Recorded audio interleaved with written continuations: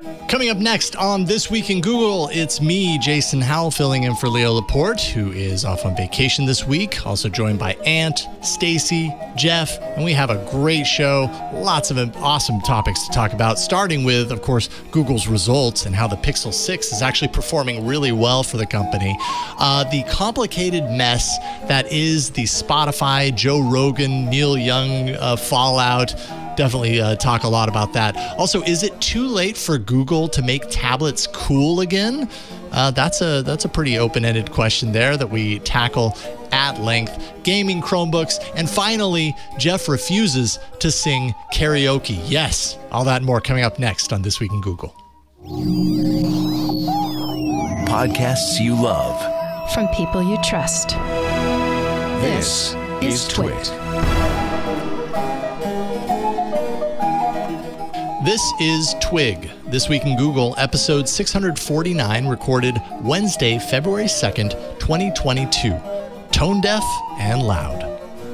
This episode of This Week in Google is brought to you by HackerRank. It's time to reboot your technical interviews with HackerRank's easy-to-use tools. With a pre-made question library, code playback, and built-in whiteboard, you'll be conducting better technical interviews and instantly identifying the right talent. Go to hackerrank.com/twig to start a better tech interview for free today. And by Our Crowd. Our Crowd helps accredited investors invest early in pre-IPO companies alongside professional venture capitalists. Join the fastest growing venture capital investment community at ourcrowd.com/twig. And by Cashfly. Cashfly is giving away a complimentary detailed analysis of your current CDN bill and usage trends. See if you're overpaying 20% or more. Learn more at twit.cashfly.com. Hello, welcome to This Week in Google Twig. I'm Jason Howell, filling in for Leo, who is, I think at this point, he's relaxing in Carmel by the sea. Doesn't that sound nice? He's just like taking care of himself. He and Lisa are there, and I'm really happy that they were able to get away. Also because I get to join you on This Week in Google, and this is always a lot of fun when I get the chance to do that. So it's good to be here. Want to welcome to the show, of course, everybody who is, on this cast, usually on a weekly basis. We'll start with you, Ant. How's it going? Unbelievable as always, sir. How you be? Doing awesome. It's great to see you, Ant Pruitt, kicking butt with all of your Club Twit doings. I feel like there's always new stuff happening on Club Twit, and it's really and now we got a little develop. bit of a break. Just a little bit. Just a little bit. But it's good to see you also joining us, Stacy Higginbotham. Welcome back, Stacy. Hello, everybody. Hello, good to see you. Yeah, we were talking before the show started about, all of our, the windows in our shots. You may have noticed Ant has a window shot this week. And then Stacy, you always have a window in the back of your shot. It makes it look like it's really nice outside, but you were saying it's actually not. It's super gray. I mean, one day it'll be super nice and I'll be like, y'all, it's super nice. And you're going to be like, we can't see anything. Yeah, we'll be like, it looks the same. There's light. That's all we can tell. Probably. Yeah. Well, it's good to see you, Stacy. And also joining us, Jeff Jarvis. And hey. I have to do it because, you don't it's important. Are you sure? Yes. Is that yes, I do, or yes, I don't? Yes, you do. You do. Okay, the Leonard Tao Professor for Journalistic Innovation at the Graduate School of Journalism at the City University of New York. That never gets old. Although what I really want at this point, I really want like a selection of like 30 different options, and I realize that would make people. Yeah, exactly. Every week you get a different one, and it kind of rotates audience, through. Come on. So that's a challenge. Came from audience people. Let's hear some singing. Yeah. Say no more. Oh yeah, we could get a hard rock kind of version. You could get kind of a folksy version. A folksy, Love I like it. that. Yeah, a little guitar strumming. I think a Baroque version would be very nice. Baroque version would be good. Yeah. I feel like they shouldn't all be chorale. They shouldn't all be fancy singers, a cappella singers. We should have, or you could get some barbershop in there, doo-wop. all kinds of I stuff. think we also need someone to represent just the standard, like, bad karaoke singer version would be good. Oh, yeah, I could do that. Oh, Stacey. Yeah, Stacey any wins one of that us. one. Yeah. Any one of us I'm could do both that. tone deaf and loud. Have you done karaoke, Stacey? Of course I have. Oh, my. What? Why, Okay. Why wouldn't I? All right, Because then. you're It's tone deaf and custom loud. made for something like, because I Oh, embrace boy. all that's, but I'm Good. not afraid to get up in front of people and say crazy things. So Yeah. why not Yeah. say- it'd Why be- not do it off key? Yeah. yeah. So then, Jeff, Ant, have you done karaoke before? Are you fans of karaoke? Nope. I have. I've done it. Just as to goof off. I used to manage a support team, and we would go out and they'd want to do karaoke, so I would do it with the team just for morale purposes or whatever. It's not really my personality, but I'll do it. But you do it. You take one for the team. Is there a go-to song? You're like, if I got to be up here, I better be at least Anything singing this. Whitney Houston, because she can actually sing, unlike that one person Micah Sargent loves. Who is that? What kind of internal host drama is happening I here? know. I'm really curious. I've missed out on this drama. Oh man, me and Mr. Sargent, we go at it over Beyonce. 'cause- Oh, Beyonce. Oh, okay. Okay, Beyonce does not have the range that Whitney Houston right. has. But I mean, she's Beyonce talented, is an but when I think of accomplished people that entertainer. can sing, when I think of people that can sing, I think of people where when the sound comes out, you can tell it came from their toes. I mean, it's rich. yeah, I can say, okay, I'll give you that. Yeah, that's true. That's true. And Jeff, I'm disappointed. I thought for sure you had some karaoke in your history. No. I mean, look at how look at his I was in the posture church right choir. now, folks. You think he's going to do karaoke? Just look at that posture. Yeah, that's not a karaoke face right there. No, but What's that's this? that's exactly why I want to see it. Huh? Jeez. Forever I in was in person the church again. choir, Mr. Ant. No, I'm just have you imagining you in the bar right now with that posture singing Journey or something. No, I'm not doing it. No, I'm not. Don't stop. It's believing. Yes. See? Even that's fine. Even that would work in the realm You're of quite karaoke. right. The thing I hate most about any gathering anywhere is the icebreaker. Yeah. I hate icebreakers. I despise icebreakers. I don't do ice breaking. I stay icy. I respect that. I sir. am ice. Yeah. Don't break me. Right. I do not thaw. There we go. Awesome. Well, I hate to disappoint anyone who thinks that we're going to have a karaoke challenge right now on the show. We save that for after the show for Club Twit. So, twit.tv/Club Twit. But don't cancel. There. Don't cancel. You don't have Yes, to but don't watch. go anywhere. That's not a threat. That's not a threat, I promise. It's opt-in karaoke. You don't have to hear it. Right. Should Well, we why talk don't about we stock start? splits? Let's talk about stock splits.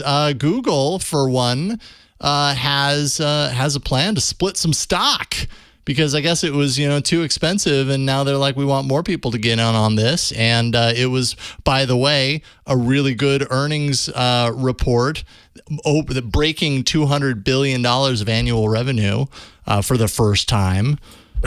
Pretty big deal. Can you just imagine $200 billion in rent? I mean, that's not even real money. No, Nope. it's not. I can't imagine it. It kind of makes my brain hurt in the same way as when I think about the vastness of space. Like I start to break down when I think of money in that. Yeah, in those if it came in cash, how long would it in $100 bills? How long would it take to count that? A long time. eternal. Yeah. What percentage of that is from the ad revenue? Oh, The basic it used to be ad revenue. 96%. I think it's lower now. Yeah. It used to be 98%. I mean, it was they were so dependent upon it. Yeah. Let me see if it's in There's a point to me asking that. I meant to grab it before the show. There's a I point didn't. to everything you say. I don't know the true answer to that question, but I mean, I have to imagine it is still absolutely the majority and blows everything out of the water. I mean, I don't know. But it also separates. I'll go look. I think it's interesting to look at the ad infrastructure versus Google ad versus YouTube ad Yeah. is also interesting to see. More than 80% of the company's revenue, and it grew 41% in 2021, which is a lot. Means they've diversified 41%. That is insane. Wow. That is insane. Oh, man. Yeah, 41% year over year to $257 billion. So what's interesting about the stock split, if I may, which I didn't realize. Tell me a little bit about stock split, because I'm not incredibly familiar with the why. I mean, I guess I understand the why. When a stock gets too valuable, splitting it allows more people to get in. But if you own the stock and it gets split, you're celebrating, right? Because that doesn't generally it'll go up, but not always. It doesn't always have that. It's a 20 for 1 split. So a share valued at $27.53 goes into 20 shares valued at $138. What interests me though is this. That gets below the threshold of going on the Dow Jones. So what that says is Google becomes an economy driving grown-up company. Oh, finally they grew up. Yeah, exactly. They finally could shave. Yes. Unlike you, Jason. Well, that's if you still think the Dow Jones Industrial Average is like a good proxy for the economy. And I don't think. Yeah, it's a media thing. I agree. But it's still. I was like, I don't think most investors are like, oh yes, Google. Who cares? It's not on the Dow Jones. But people like us think it's a. I don't know. It's like the actual graduation ceremony. You're like, yay, but really, of course you're graduating. That's a really bad example. What did you learn? Actually. Yeah. You've been getting A's your entire life. Of course you're graduating. Google. The journal says that Apple and Tesla splits helped extend rallies in their shares. It did. Yeah, usually a split is a great news for everybody because you only split when you think that your stock is way too expensive and there's demand for it. So then you split, everybody gets excited and more people buy it and brings it down to like reasonable levels. And you see this all the time. I can't think of a poorly performing company that has done a stock split, right? It's a sign that things are going well. Alphabet stock right now at $2,960 a share. So not bad. So then would that be factored essentially like that number divided by 20 and you've got your new share price? Is that how that works? It went up 7% today because of these results last night. Yeah, okay. So that was a huge jump. Because some people, you really want to buy a share in a company, right? So yeah, for sure. This gives you, if you're that type of person, now you can buy a share instead of a quarter of a share. Yes, or an eighth. And you can give it to your like your grandparents give you like 5 shares of a stock that they feel is meaningful. Yeah. I was given 1 share of Reebok when I was a kid. And it was a single share of Reebok. Yeah, I don't have that anymore. No, that's a way that you teach your.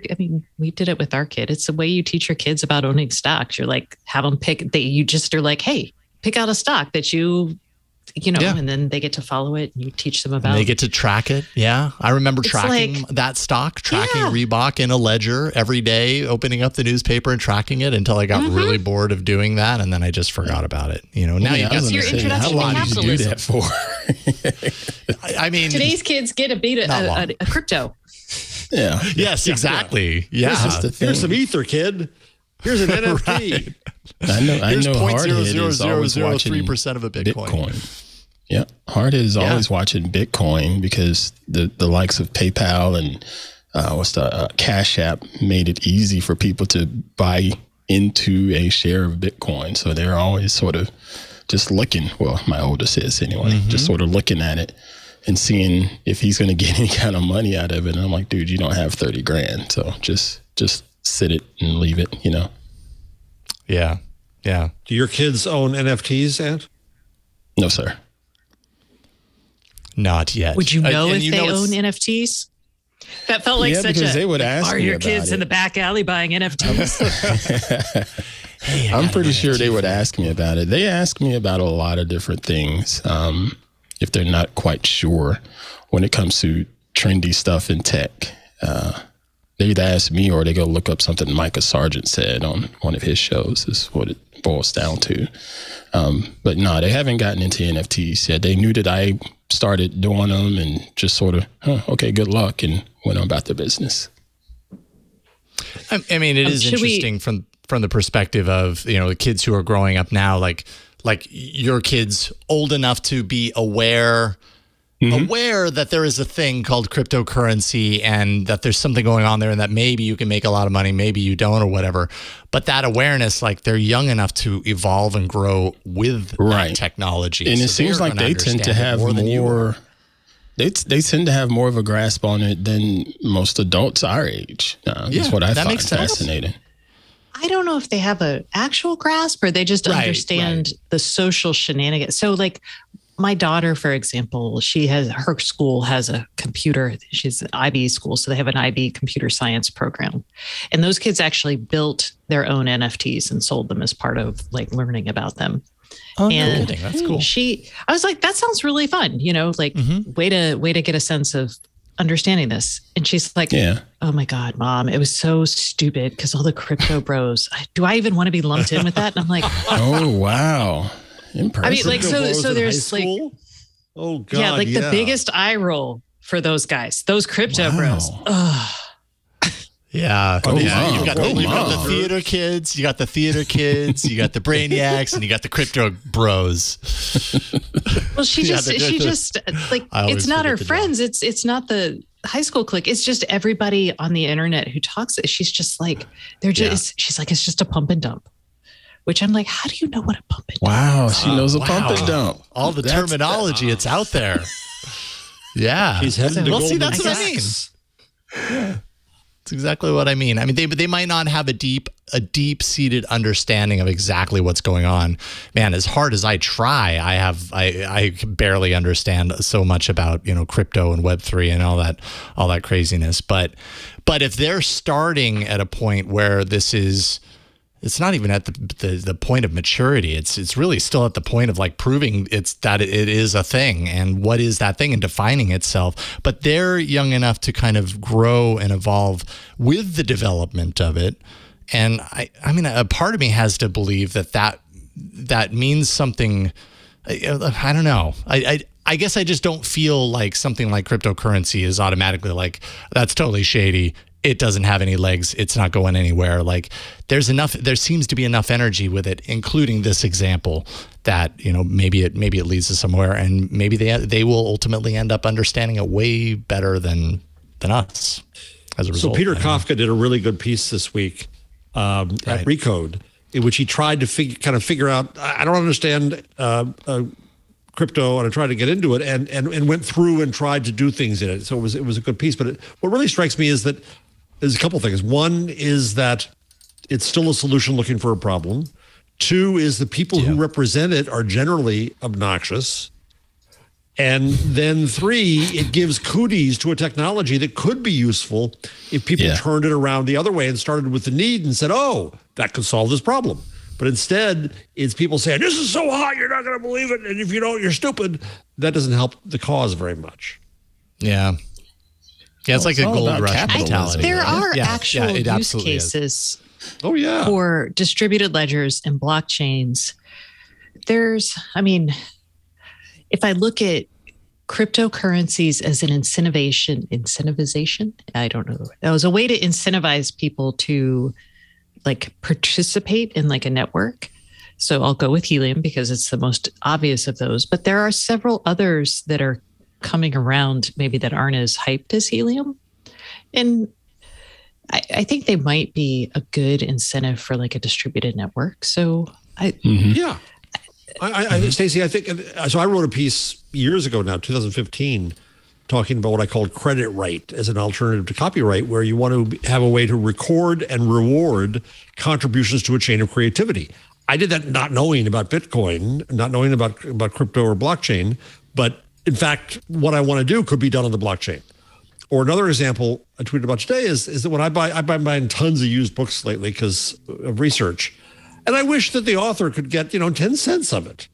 Yeah. Well, you could set up a contract such that if the book gets resold something can happen. Of course, a physical object, that's not so easy. I know. But you can imagine those kinds of models where you say that there's an ongoing reward to someone and that it's okay to pass it along and profit from it because you do have first sale rights and you do own it. But you can also set it up so that it benefits others along the way, along the chain of ownership.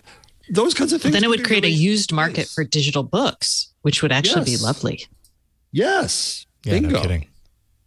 If you had the rights to get them out of the software they sit in, imprisoned in, but yes. By the way, folks in would chat. Yeah, folks in chat were correcting us. It's no longer NFT, by the way. It's NEFT, apparently. Apparently, that's how you pronounce it. Come on. Glad they brought this up because I have real strong feelings about this. And I saw this article and I was like, one, who is this, like somebody who's just trolling us all with like a GIF debate? Kind of felt like that. And like hot dogs being a sandwich, because that's what it feels like. I say it's not NEFT, it's NIFT. It's NIFT. I did not. Just to be obnoxious, I'm going to insist on NIFT. Just an NFT, y'all. Really? We got to say NEFT? I mean, who out there, show of hands, is going to call it a NEFT? Heck, the bigger question is, did y'all funge today? Did you funge today? Did you say funge? Yes. No, but I able. Like. That just sounds wrong. Wait, what is the rationale for it being called a NEFT? I'm sorry, I have to go back to this. That's a To be really cool great question. and know something you don't know. Yeah. No, come on. The Verge wrote a whole article about it. It's got to be something. What is it? I mean, let's go find it. To be quite honest, I did not read the article. I saw the headline and I was like, yeah, no, I don't even know. It's not clickable. Well, that's what I did too, but maybe they've got a really good reason. Yeah. You see, Stacey's always so nice. She always thinks that there's got to be some people have to do things for a reason. No, I'm just a journalist. I want to understand. I know. All right, I'm reading the article. It's just taking forever to load. It's almost like, in my very, very brief scanning of this, it's almost as if. This is just The Verge. The folks who wrote it had some sort of like a chat, like a Slack chat or something like that, where they went off on this and then ultimately ended up writing an article. And like one of the points here is that NFT is already filled when you phonetically spell it out with tons of E's. Therefore, why not just have it be NEFT as an EFT, right? That's sigh. Yes, I clicked on it. Sigh. I kind of don't know. You know what, why though? Those articles are pure gold. We used to do them all the time at Kick It Home, our Slack debates over silly things. And everyone clicks on them. It gets in the comments and we all talk about it on Twitter. It's kind of what the internet's for. Yeah, that's true. That's very true. The other part of the results had to do, at least that a lot of people were, kind of writing about, had to do with a comment that Sundar Pichai, CEO of the company, made about the company's hardware division. Said in Q4 we set an all-time quarterly sales record for Pixel. This came in spite of an extremely challenging supply chain environment. So internally, like, we don't actually know if the Pixel 6 is their best-selling Pixel device yet. We've still got the rest of the year of sales for it to get there. But Google sounds pretty happy with the performance that it has received, and I'm kind of not surprised either if the performance was good. Google was very very vocal in the beginning about its plan to market the heck out of this device. Prior to it even being officially announced, there was a lot of energy and excitement about it. It's a very different looking piece of hardware, so it's really easily identifiable when you go into a carrier store. A number of reasons why it would do better than their other Pixels, but it doesn't hold a candle to, any of the other major hardware players. Let's be honest. Google is not the next Samsung here with their Pixel. And it's too heavy. And it's too premium, Miss Stacey. It's premium, not heavy. Yes. It's too heavy for my delicate floppy wrists. Look, it has damaged me forever. Yeah, you got rid of it, right? How is your wrist, by the way? I did get rid of it, and my arm is getting better, but is still not great. Still hasn't recovered from the Pixel 6. Wow. It wasn't the Pixel 6. I got some shots in a tendon last week. Oh, okay. All right. But that did not, like, the Pixel 6 did not help my arm beforehand for the reason I needed the shots. So sue them. No. Instead I bought a Pixel 5, and I'm so sad. I do not like that phone at all. You don't? Oh, I'm sorry. Maybe it's a 5. Is it a 5A? No, it's a 5. It's the 5A. No, I got the 5. I had to buy it used. Yeah. And what don't you like about it? Exciting. I still have the camo case on it. I don't like that it doesn't have a phone jack. It's just a boring, not very exciting. It's like a meh phone. It just feels like, I upgraded, but I didn't really upgrade. No, it's kind of like the 6 felt like an upgrade until the next. The 6 felt like an upgrade, but it was an upgrade I literally could not hold for very long. So I literally could not use it. So it was like, it's kind of how I feel like when you go buy a car and all they've got is SUVs and you're like, but I just want a car. I wish I'd gotten a 6, not a 6 Mondo. Yeah. Yeah. Well, I wonder about that too. I mean, I do really love having a telephoto. So that's kind of the primary reason that like I want the 6 Pro, because I have a lot of moments where I want to use a telephoto and I don't want a digital zoom. If it wasn't for that, I probably would be absolutely fine with the 6. I think the 6, it was probably the better value all around. Yeah, between the two.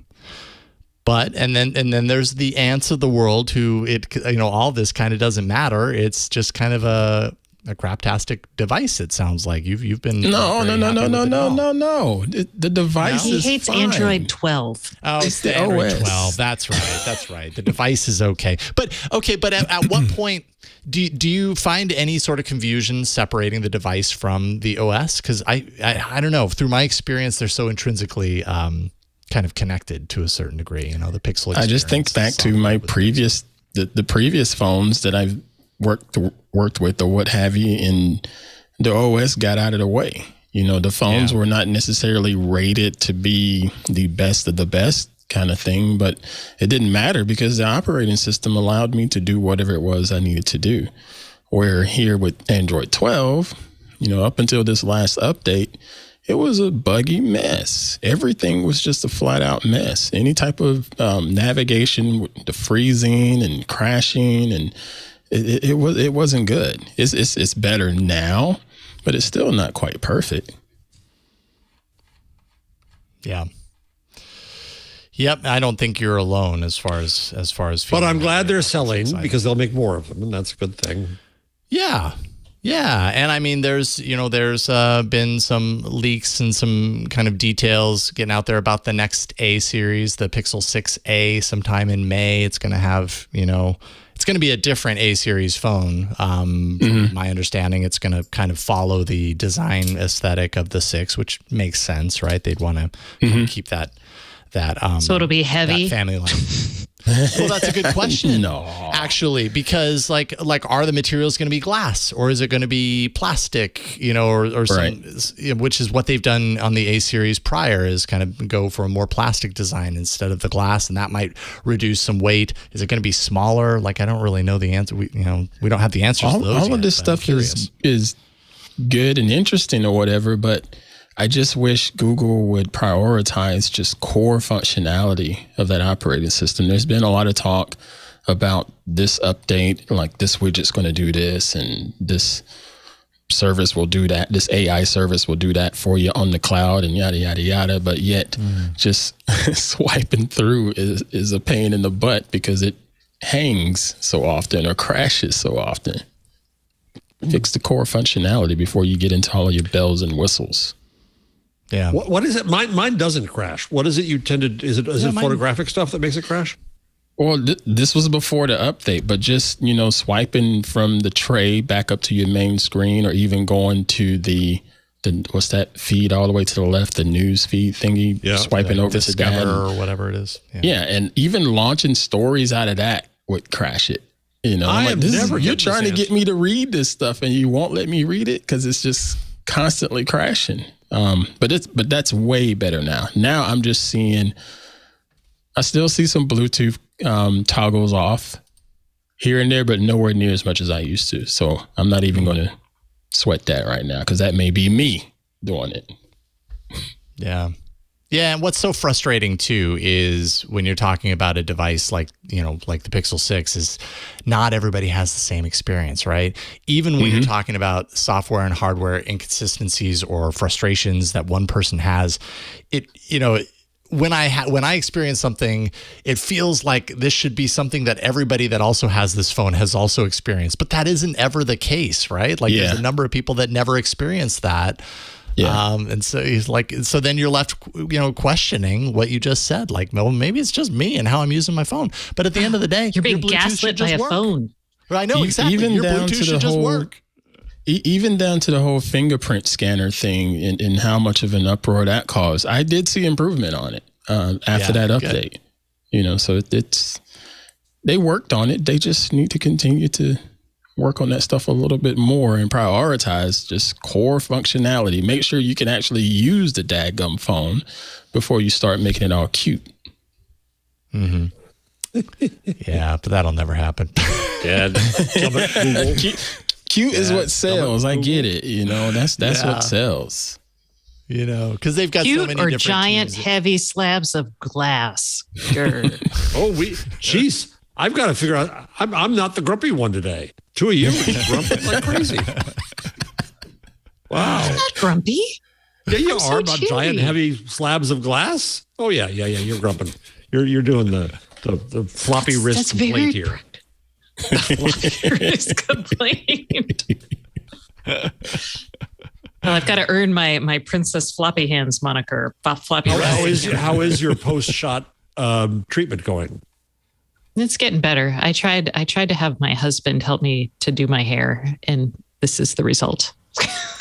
He did a great job. I think your hair looks great. Yeah. He did a great job. But yeah, I'm still waiting. Talk to me in another week. Is this that moment when he asks you when it's done and you say, it's fine? Oh boy. Somebody please check on Mr. Andrew. He did a great job. I was like, look, I'm dubious about this, but let's see what happens. And he's like, all right. Oh boy. Look, he just wants to help. Yeah. He just wants to get in there and help you. You gotta try. So let's see. Are we gonna talk about more Google stuff or Facebook or Meta earnings? We could, I think we go from earnings to earnings and we get these earnings out of the way. The Facebook earnings just posted. I haven't had a chance to read through these because literally it happened right as we were going to showtime. Has anyone pulled? I went through pretty quickly. I mean, it wasn't dreadful, but it was a warning saying that things aren't going to be quite so rosy in the future, and that's what they buy as the future. And so, but it took a real nosedive, 20% drop in stock, 1/5 of the value of the stock.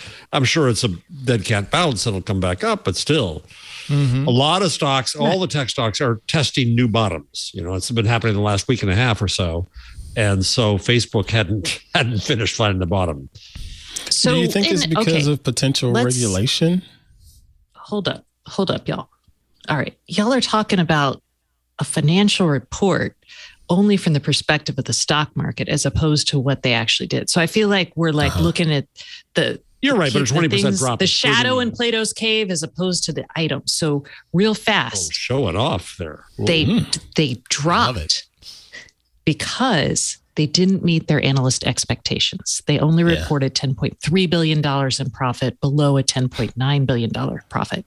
And their profits declined a little.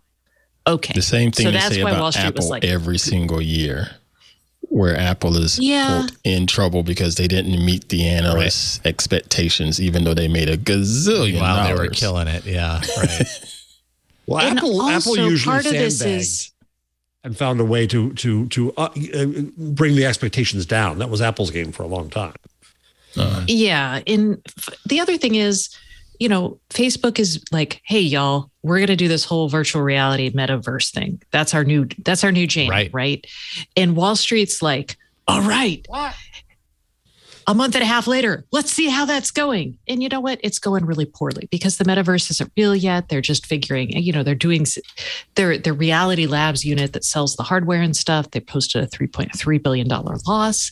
And so Wall Street all of a sudden is like, oh my God, you're betting the company on this, and freaked out. But you know what? They do that all the time. Like, remember when they freaked out about Facebook not having a mobile strategy? And to be fair, Facebook felt a little late on that. Here they feel a little early. But Facebook was like, well said. Oh, well we're the great evil empire. We'll do it. Go. Facebook had also, definitely put out kind of the warning signals ahead of their earnings to say, this is a different road that we're going, obviously, with the metaverse and everything. I think they said that, it's going to cause a $10 billion hit in 2021 profit, and that the division would not be profitable anytime in the near future. So really kind of setting the groundwork. Not only that, I think the Apple decision that happened not too long ago with the privacy and apps and everything, that kind of has a longer standing effect on Facebook that they say they're still kind of struggling with. But at the end of the day, like you pointed out, the company's doing okay. It's just they said they were going to be here, and 1 centimeter below that is where they actually were, and so so the stock market loses their mind. Well, what does that mean? I don't know. But so yeah, I mean, would I like to see Facebook just crash and burn utterly? Yes, I would love it. But and also I would say, the market is probably rightly asking questions that Facebook isn't doing a great job answering, partly because they don't know about, antitrust, and they're definitely in the crosshairs of the government. So that's a big uncertainty for all the tech companies going forward. Yeah, indeed. This was the first earnings report by Meta, by the way, where they are actually breaking out their Reality Labs segment, which is their metaverse efforts division. And that unit posted a $3.3 billion loss. Just for giggles. There you go. I would think that Facebook would have been saying, we've had such a good 2 weeks. Everybody's paying attention to Spotify. Nobody's paying attention to us. And then they released this report, and it's, oh, heck, here we are again. Unhappy Facebook. Meta. Yes, indeed. Meta. Yeah. Well, you've got a nice little entree into Spotify. How about we do? How about we take a break, and then we come back and we talk a little bit about the developments there? Because last week, I think we were on like the cusp of things happening with Spotify, and then this whole week it's been Spotify everywhere. Yeah, it's just been ongoing. I would be so grateful when I no longer have to think about Joe Rogan again. Yes, agreed. Wonder when that or his people who, when I went after Rogan, oh, they've been on me. Oh, they think they're so clever. All right, I don't know. I've seen those. I don't know when you're not going to have to. Yeah.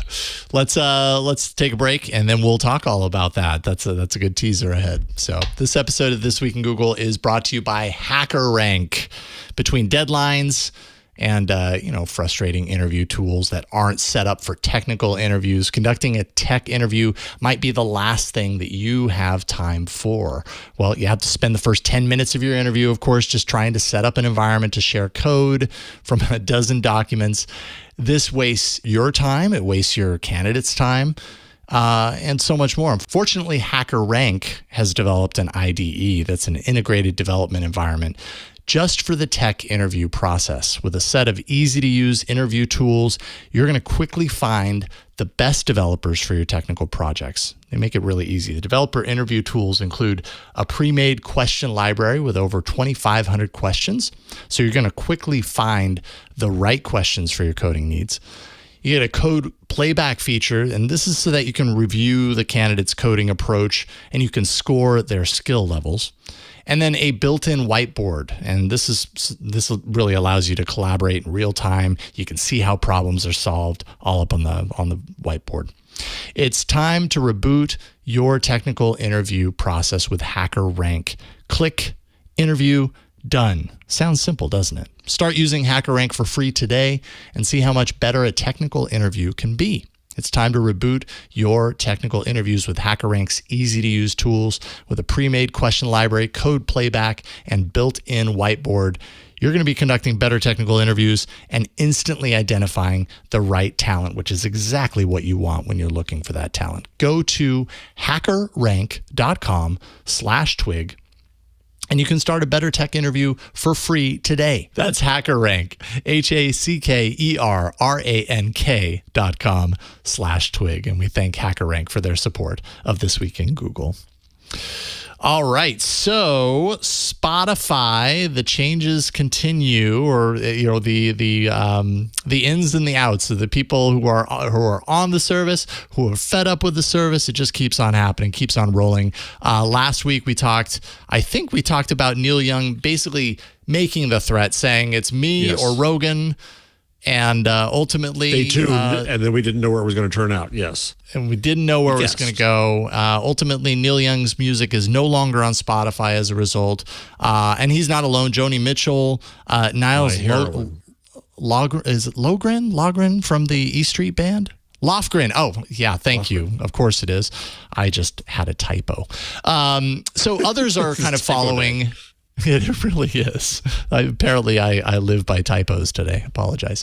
Other people are following Neil Young's example. I don't know how much impact it's making on Spotify. I mean, Spotify it really seems like they're kind of doubling down and saying, "Hey, we've got this, this content policy. We're going to let you see it and everything."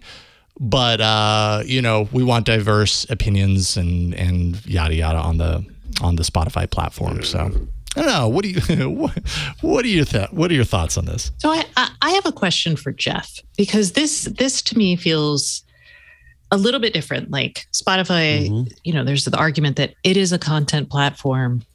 It can host whatever it wants. And I feel like there's a distinction between being a content platform and actually being more like a cable news station that's actually paying for a particular person or content. So, Jeff, do you think they're within their rights to argue that they're free to be a neutral content platform, or are they more akin to like a Fox News that hosts someone like Tucker Carlson? They're within their rights as a private company to do whatever they want. Well, yes, that's true. Are they being disingenuous in their arguments? Oh yeah, I think so. And I constantly argue that the internet is not a medium, that the platforms are not media, they are a place where people talk. But Spotify is different because they hired Joe Rogan. They pay him $100 million. They own his rear end, and they are responsible for that. Now, what does responsible mean? Responsible to whom? Responsible to the market. Right. Responsible to who else wants to be associated with them or not. What advertisers want to be associated with them or not. I listened to Twit this weekend because I was curious to hear the talk about that. And Leo said that the minimum in ad buy for Rogan now, pardon me, is $1 million. Well, somebody's going to, that's not just, we got put on the show by some automated stuff. No, you could have spent $1 million on Joe Rogan, then customers are going to judge you by your association. So you're responsible to the marketplace as a whole, the stock market, critics, other artists, and advertisers. And so now your consumers, the people who pay for it. Yes. I feel like they're seeing defection from a few small people in the audience and then a few content producers that they want on their platform. Yeah, I don't think you're ever going to see. I mean, and it's not boycotting, by the way, in my mind. If I don't want to associate with Joe Rogan, so I deleted Spotify from my phone. It's my perfect right to do. Their perfect right to have them. It's my choice in a marketplace. And Rogan, I think, only makes it worse. Of course, his video I thought was just pathetic, where he didn't apologize to anyone but Spotify. He basically said, "Oh, I'm sorry you're going through this, Spotify." On the back end, will be doing things like, look, I know, like, as a journalist, sometimes I would get out ahead of my editorial people. Like when I may have actually called Comcast evil in Fortune. And, Fortune came back and they were like, look, Stacey, I don't want to tell you like what to write, but I'm going to tell you that we're not going to call Comcast evil in a headline. That's just not how we do it here. So it's possible that Spotify's having those same conversations in the back end with Joe Rogan saying, look, you've gotten here this far. Right. Well, what happens if he actually has a contrasting view, or somebody on the show that has a contrasting view from the things that he's been talking about, and that seems to get all the airwaves. Because I thought I heard him mention something along the lines of saying, hey, I want to have a conversation. I want to have a conversation from both sides of the aisle. What happens if with the masses, if he's actually putting his money where his mouth is and doing stuff like that? But there's not real both sides to some of these things. But that's the problem. There's science, and then there's stupidity. And ivermectin is not another side. And so what Rogan said was, well, I still want to have controversy. He kept on he called everybody who says wrong, unscientific, dangerous things, he calls them controversial. And then he drags his heels and says, well, I might have some other views on that, is to say the experts. So he's trolling the world. Media has become, whether it's making Elon Musk the person of the year on Time, or whether it's Joe Rogan, this doesn't just happen, obviously, in online. It happens now in all of media in such a crowded marketplace. Trolling is now the business model. Well, and trolling is a little different. I mean, let's think back in the days of Howard Stern or someone like Andrew Dice Clay. Both of those people got in a lot of trouble because they were they were, I would say, misogynistic, but women hated them. They used terrible language and were pretty misogynistic, and that was controversial, and objectifying and all that good stuff. So if you look at that, and that was the controversy at the time, today's controversy, and that was a winning strategy for them. And I think controversy today is still a winning strategy. It's just more people are, I guess you're moving from like objectifying women to public health, killing people with bad medical advice. I look at this dude and I'm like, why does he have so much attention? And I guess I'm just in a real small minority because I've never listened to this cat show. I have no desire to listen to a show. And the more I see stuff popping up on my Twitter feed or whatever about him pissing off some group or whatever, the last thing I want to do is go and listen to him piss off another group. It's why is he getting so? Why does he earn so much attention from us? But Spotify has a whole lot of other content that we can go and depend on and listen to and enjoy, and not give this guy so much credit and attention to where Spotify is probably going to give him even more money because he's just getting more eyeballs on their platform. Who knows? That's how crazy this crap works nowadays. Well, and there's a whole audience of people who are excited by that sort of thing. Like the boys will be boys argument, maybe of bygone eras. Now it's so there's definitely an audience. And, if you just, we have always had media organizations that I'm so sorry. We have always had really unethical media organization that pander to the lowest common denominator. And we will always have that going forward. And that's what this is. It's just that the type of pandering you do now in this particular era has like real world consequences that are killing people. You could actually argue that, people arguing for anti-Semitism have also killed people. And that's been a feature of papers forever. So I don't know. It's not. We're also incredibly sensitive right now to the topic of health, right? Which is not to say that this is not important any other time, but right now, of all times in the past, let's say 10 years, everybody has like this idea of health and staying healthy and protecting ourselves from this nasty COVID thing on the mind. So when it comes to any sort of topic or conversation that does attempt to illuminate something that maybe goes against the mainstream, I think that people react much more strongly to that on either side, right? On one side, it's how dare you bring that person on because this is disproven and this is false information that's going to make people sick or possibly kill them. And then on the other side, it's as Rogan said, right? I bring guests on that are highly credentialed, very intelligent, very accomplished people, and they have an opinion that is different from the mainstream narrative. That's what the other side of that equation is saying is, well, do I want to live in an environment where everything that I watch doesn't challenge the mainstream narrative, as Rogan puts it? And that's all wrapped up around this thing that we've spent the last 2-3 years fearing. But there's science. At some level, yes, we know that ivermectin is not a proper treatment for COVID. And so to say, well, but people have that opinion. Yes, some people have anti-Semitic opinions too. Some people have racist opinions too. Some people have sexist and misogynistic opinions too. For sure. That doesn't mean that we need to give it. And I think that I celebrate speech online. I'm with these folks about that. I celebrate the fact that voices too long not heard in mass media are heard now.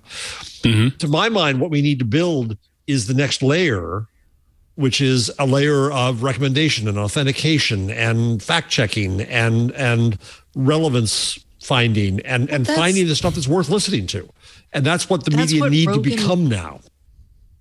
That's what Rogan actually advertises himself as. He brings on people with ideas and lets them have in-depth conversation. Now, I may look at Joe Rogan and be like, well, that is not a guy I would listen to based on his lack of science credentials, right? Whereas I might be like, hey, Rachel Maddow, you're my bud, because you really seem to understand and do the research on things. Joe Rogan has said, Joe Rogan's like, I don't really do a lot of research. I don't research. So I just have a conversation. Yeah. Right. So some people, people will always find that interesting. But the reason that Spotify is doing it is because he supposedly has 11 million listeners. I don't necessarily believe that number. Neither do Leo on Twit. But for this world, he has a big audience, right? The New York Times is celebrating right now. They just got 10 million subscribers because they bought The Athletic. Joe Rogan, by that measure, is bigger than the New York Times, which of course is ridiculous. I know it, but that's we're still in a mass scale business where subscription revenue or advertising revenue still goes to scale rather than to quality, and that's still no. I think it's it always goes been the both case. Places. Yeah, I think it goes. I feel like I am quality over scale, and I have lovely revenue. Yes, you are. And I make money off of it, and it's fine. So I think the mass mindset, more of you and less of that is what I'm saying. Well, I think the mass mindset, you will always get, if you want to get to the mass, you're going to have to buckle up and accept the controversy. There's no such thing as a mass. That's what I'm saying. What I'm saying, Stacey, is that I mean it when I say we need more of you and less of that. I think a mass is an insult. Mass says that people are the same. And so it becomes this target of talking down to people who have no identity and who have no respect. There is an audience for that. And we can just draw them in. There's an audience for people who want that. And you know what? I'm that audience after the end of a long day in certain areas, not in generic newsy things, because that's what I care about. Like, that's my job. But I will totally page through Vogue or Vanity Fair and be like, haha. Okay, those are probably not as mass. It's comfortable. That's not mass. Yeah. But you get the point. I would wander through Bustle or. But you're not going to Weekly World News. Joe Rogan is the equivalent of Weekly World News. How is he the equivalent of Weekly World News? That's what I don't understand. How does he even get to that? What the heck is wrong with our society? It's not everybody. A lot of people like Weekly World News. At most, that's true. 3% of the society listens to Joe Rogan. It's a tiny portion of society, and so but we act as if it's big. We extrapolate as if that's everybody. It is not. No, it's Fox not. News is a tiny proportion of society. Yeah, the New York Times is a small proportion of society. Right, but we act as if scale is all that is what matters in judging their impact and their importance, and it's not. I've not listened to his show, mindset. But I do recall watching a couple of his YouTube snippets because of the people he had on there. He usually have some power lifters and people like that on there, and because he's got a fitness background, so I would tune into that because YouTube's algorithm knows, Ant likes watching people lift weights and bodybuilders, and those conversations were fascinating. And that was the end of it. That was the end of my relationship with Joe Rogan, because that's all he earned. No more than that, period. And I just don't see why this cat continues to get so much attention, especially from people that, I don't know, that I know can do better and have better taste. Why y'all giving this dude so much attention? Stop. It's not worth it. But and is it some of this these days that there's kind of a thoroughgoing anti-institutional world, and being against, doesn't matter what you're against something is sufficient. It's contrarianness, right? And I get accused of that because I take opinions that aren't Leo's. Right. And Leo takes opinions that aren't mine, right? And so that's part of the dynamic of what we do too. But to dislike and want to dismantle the institution for its own sake, to be seen that way, is a lot of what's going on these days. And a lot of institutions need to be challenged and need to change. And I'm not defending all the institutions. I just wrote a testimony to the Senate arguing that the news industry is an institution that needs to be challenged. But it's for its own sake. It's the againstness for its own sake, which is where we are right now. And that's not productive, and it's not constructive, and it's not useful. But it's where we are. It is. You mentioned the whole qualifier of having people go in and do more fact checking and raising awareness about, okay, this is a fact, this is an opinion. When is that going to happen? Because whether it's Joe Rogan or whether it's the New York Post, we're still just going to get clickbaity discussions that are controversial and usually are all just opinion, and it's going to rile up society and get people all in a tussy for no reason. When is this going to change? Never, because that's what drives clicks. That's what engages people. That's our tribalism at play. I mean, you have to rise above it. And when you do, it's super boring. And that's why we always come back to things like GIF versus GIF. That's why I'm a boring person, I guess, then. Or NFT versus Neft. Yeah, you're so reasonable and diplomatic. Important issues like NFT versus important Neft. things. Yes, right. Jason, I know that I just put a story in Quick Takes. I don't really know if it belongs there, but we should talk about it because it's bonkers. And Let's see it. But we could do it later. It is line 37. That's right. I did a Jeff Jarvis. You pulled a Jarvis. I see it. I see it. The question is, do I use one of my Wired stories of the month or not? I'll wait for you to. Is it? Yeah, worth it's true. It? I have a subscription. How about this? Before we get to that story, first of all, I want to circle back one quick moment to Jeff, and then we'll get to your story, Stacey. Okay. Jeff, you wrote this post on Medium, and I'm curious to hear your take, because you only just briefly mentioned it in the context of the Spotify news, but I want to give you the chance to kind of set that up a little bit, because I read some of it, but I want to hear what you have to say about it. Nice to ask, Jason. It's another Jeff. I'm being polemical, I will confess here. There's a subcommittee hearing today that ended this afternoon. The Judiciary Subcommittee breaking the news, and what upsets me here is that people in our industry, in journalism, are now lobbyists. The actual news organizations and their publishers and their associations. Where trade associations are now lobbying associations. And I find that to be an abhorrent break from the independence and integrity of journalism. We're supposed to be watching people in power, not asking favors of them. But that's what's going on, is that the news industry is going for protectionist legislation and regulation. And we've talked about it lots of times on this show in Australia. We've talked about it in Germany and the EU. We've talked about it in the UK. Well, it's happening in the EU and Canada. It's happening in the US now. And so there was a House hearing earlier and today's Senate hearing. So it doesn't mean anything. And I sent it to my senator, who's Cory Booker, and to try to get it in the record. My last one was in the record. Who cares? It's there. That's cool. But I put it up on Medium. And part of what I'm saying here is that I love news. I love newspapers and magazines. I care about the future of journalism. We all do. But it's not necessarily in the best hands with the legacy people who have owned it.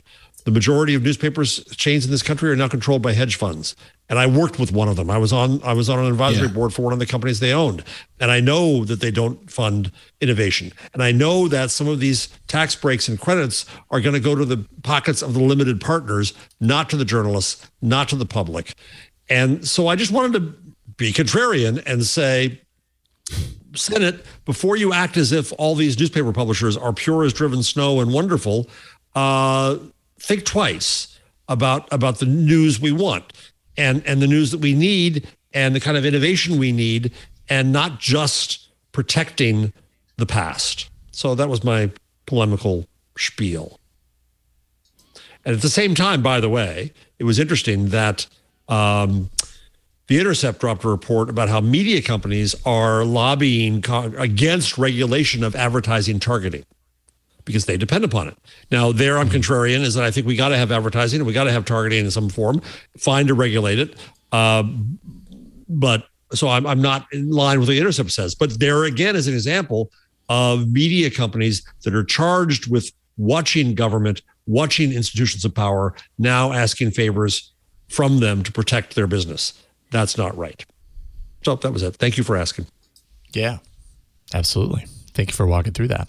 Appreciate it. And then there was North Korea hacking some dude. Then we get to bonkers North Korea. And then some dude hacking North Korea back. This all right, is so here's the story that Stacey was setting up. Yeah, tell us about it. I will save you a click, but essentially a security researcher, an individual security research who goes by P4X, he realized that he was getting hacked and he was trying to figure out why. And he realized it was North Korea. And he was kind of miffed about this because nation states attacking an individual security researcher seemed unfair. Stacey, had he done something in North Korea to warrant this, or they just kind of picked him out? No, this was part of like a general like nation state just checking in on, people. Like every nation tracks hackers in other nations. They all, it's part of the they might be participating actively in the 0-day market, but it might just be like they know who's active in security research. We're watching North Korea was just right. Well, both that and just to see like, has this guy figured out anything cool that we can steal? Great. So it really upset P4X and nobody did anything. So that didn't sit well with him. So he said, you know what? F it. I'm going to hack him back. So here's his quote. It felt like the right thing to do here. If they don't see we have teeth, it's just going to keep coming, said the hacker. I want them to understand that if you come at us, it means some of your infrastructure is going down for a while. So P4X went and found unpatched vulnerabilities in North Korean internet systems and basically took the country's internet down using DDoS attacks. So he's the guy who did that. We mentioned that last week. That was yes. So he's the guy who did that. Wow. He's that guy. And he was doing bonkers, it because he felt pissed.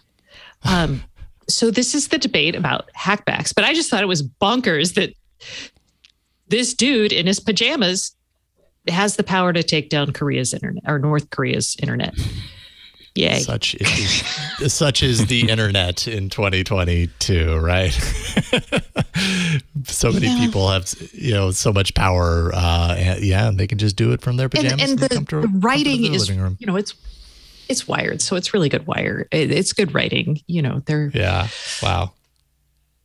So here, I'll do this because as a journalist, I like it. But responsibility for North Korea's ongoing internet outages doesn't lie with U.S. Cyber Command or any other state-sponsored hacking agency. In fact, it was the work of one American man in a t-shirt, pajama pants, and slippers, sitting in his living room at night after night, watching alien movies and eating spicy corn snacks, and periodically walking over to his home office to check on the progress of the programs he was running to disrupt the internet of an entire country.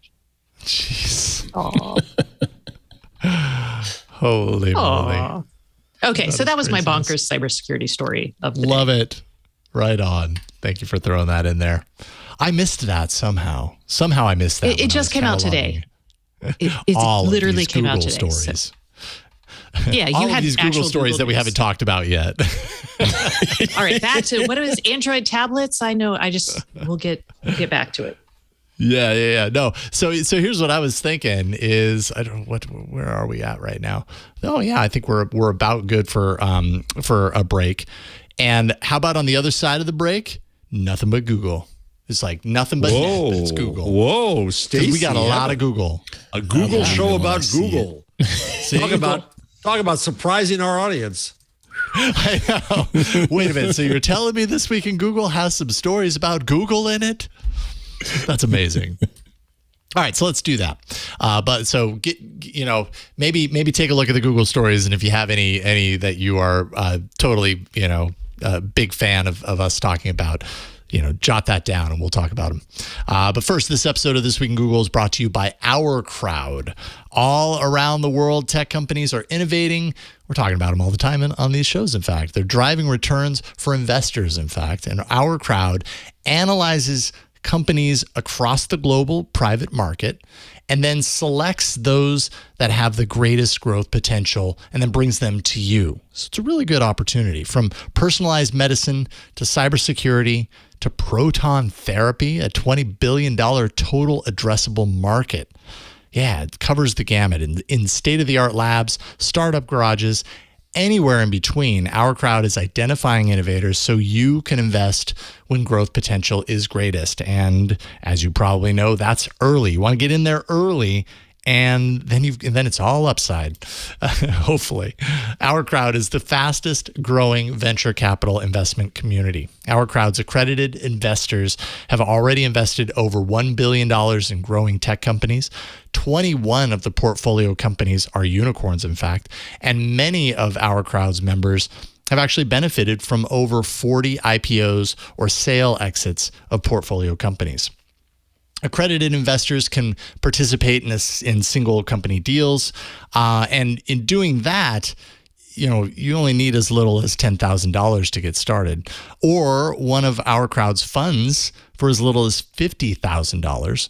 A minimum of $10,000 is required to invest, and investment terms actually may vary depending on where you invest. So you'll want to find out more information when you go to the site. You can actually input the country that you're investing from, and you can find that information there. Now you can invest in HIL Applied Medical, who's using Nobel Prize winning technology to bring the most advanced radiotherapy treatment to cancer patients. HIL's world first laser-based system has earned them an agreement with Proton International. That happens to be the largest proton therapy operator in the US and Europe. And you're going to find that in Our Crowd. Invest in HIL Applied Medical at Our Crowd, and I'll spell it OURCROWD,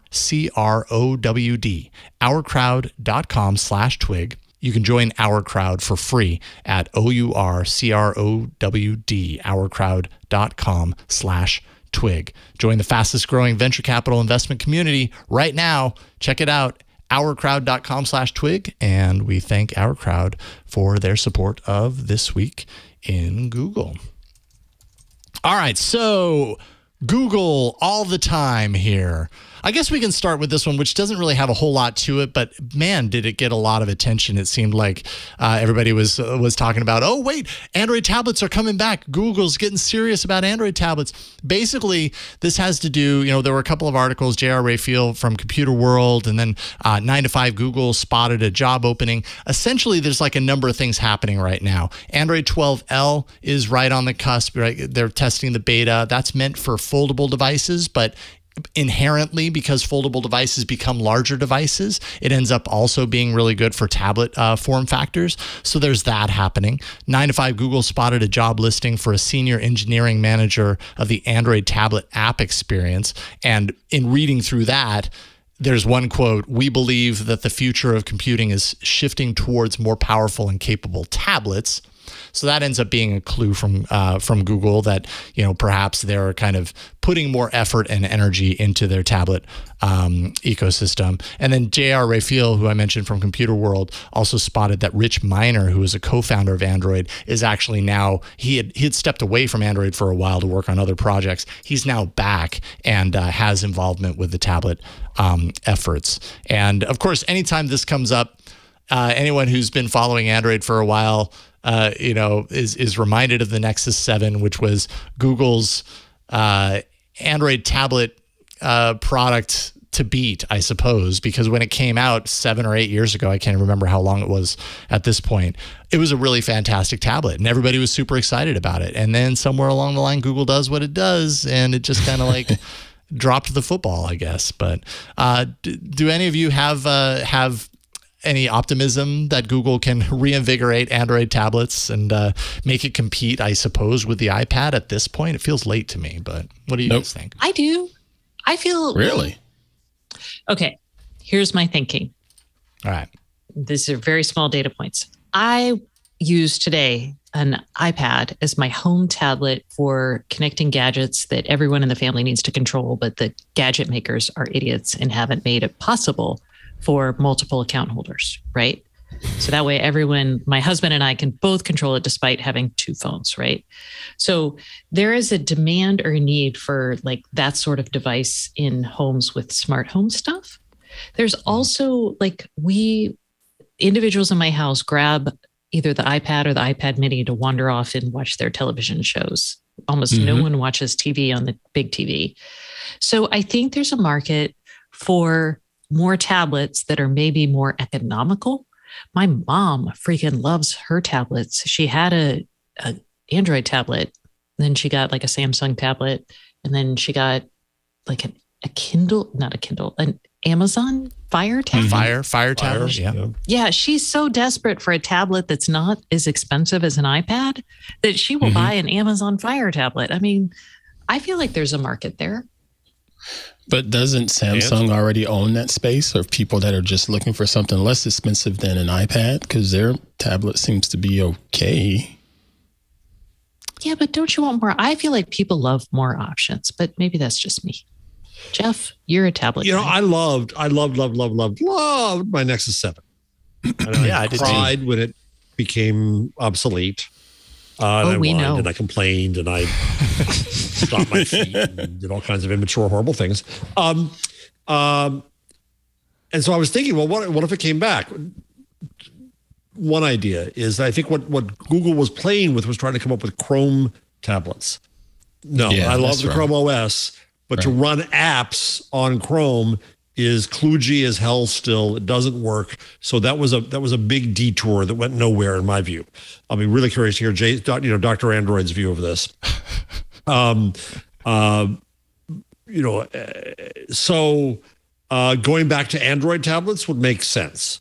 The question is, do I really need it anymore when I have this, phone that weighs, according to Stacy, 40 pounds? And that is big. Actually, when I complained, I gave you the actual weight of the phone. It is roughly half a pound. Okay. It's roughly, it's 7 point something ounces. Too much for Stacy's wrist scale.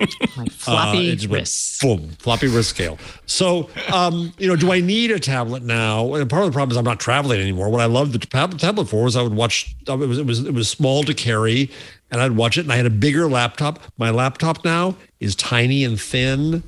It's a Google product. So as much as I loved it, I don't know that I see a market need myself for it right now. I think you're right, Stacey. I think that there are needs. I don't think it's very big. I think, and to your point about Samsung, is that some people are still allergic to Samsung cruft on it. So, a Google pure Android version of a tablet would be nice. And I might get it because I get stupid things I don't need, a point of privilege. But yeah, I don't know that there's a big business there. Dr. Android, what do you think? Dr. Android. I feel like I need a name tag at this point. Or a lab coat. Yeah. Oh, that's even better. I like that. A lab coat. A green lab coat.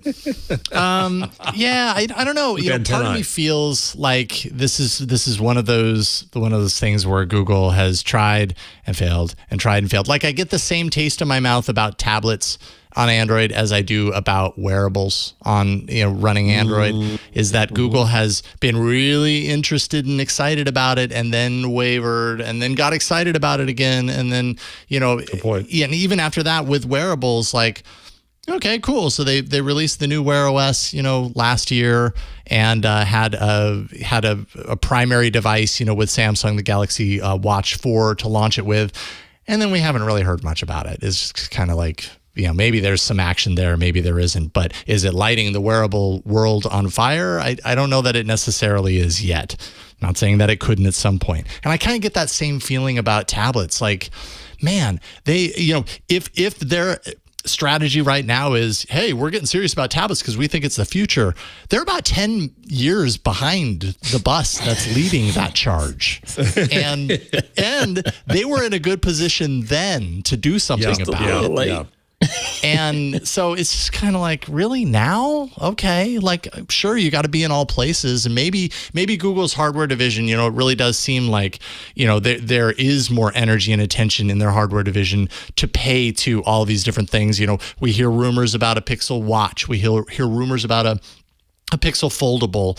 I'm sure there's some sort of a Pixel tablet or something like that might come out. So, maybe this is just part of their effort to like be in all places and have a hero device to point to. But, and I would totally support it. It doesn't address the chicken and egg scenario of the fact that having the hardware is one thing, having software that works really well with it is another. And if Android 12L is the thing that makes that happen, great. But then you still got to get developers excited about it. And that just seems like a really tall hill to climb. That's what I wanted to ask Miss Stacy about, was just the hardware side of things, chip-wise, because Apple has the iPad Pro, and they're running their own Apple Silicon, and that thing is nice. It's from a productivity standpoint, it's quite nice. Is this the time where Google has the opportunity to be able to, even with this pandemic and the supply chain stuff, can they still have enough to be able to create a tablet that's going to be powerful like the iPad Pro and still draw developers in? Because developers are building.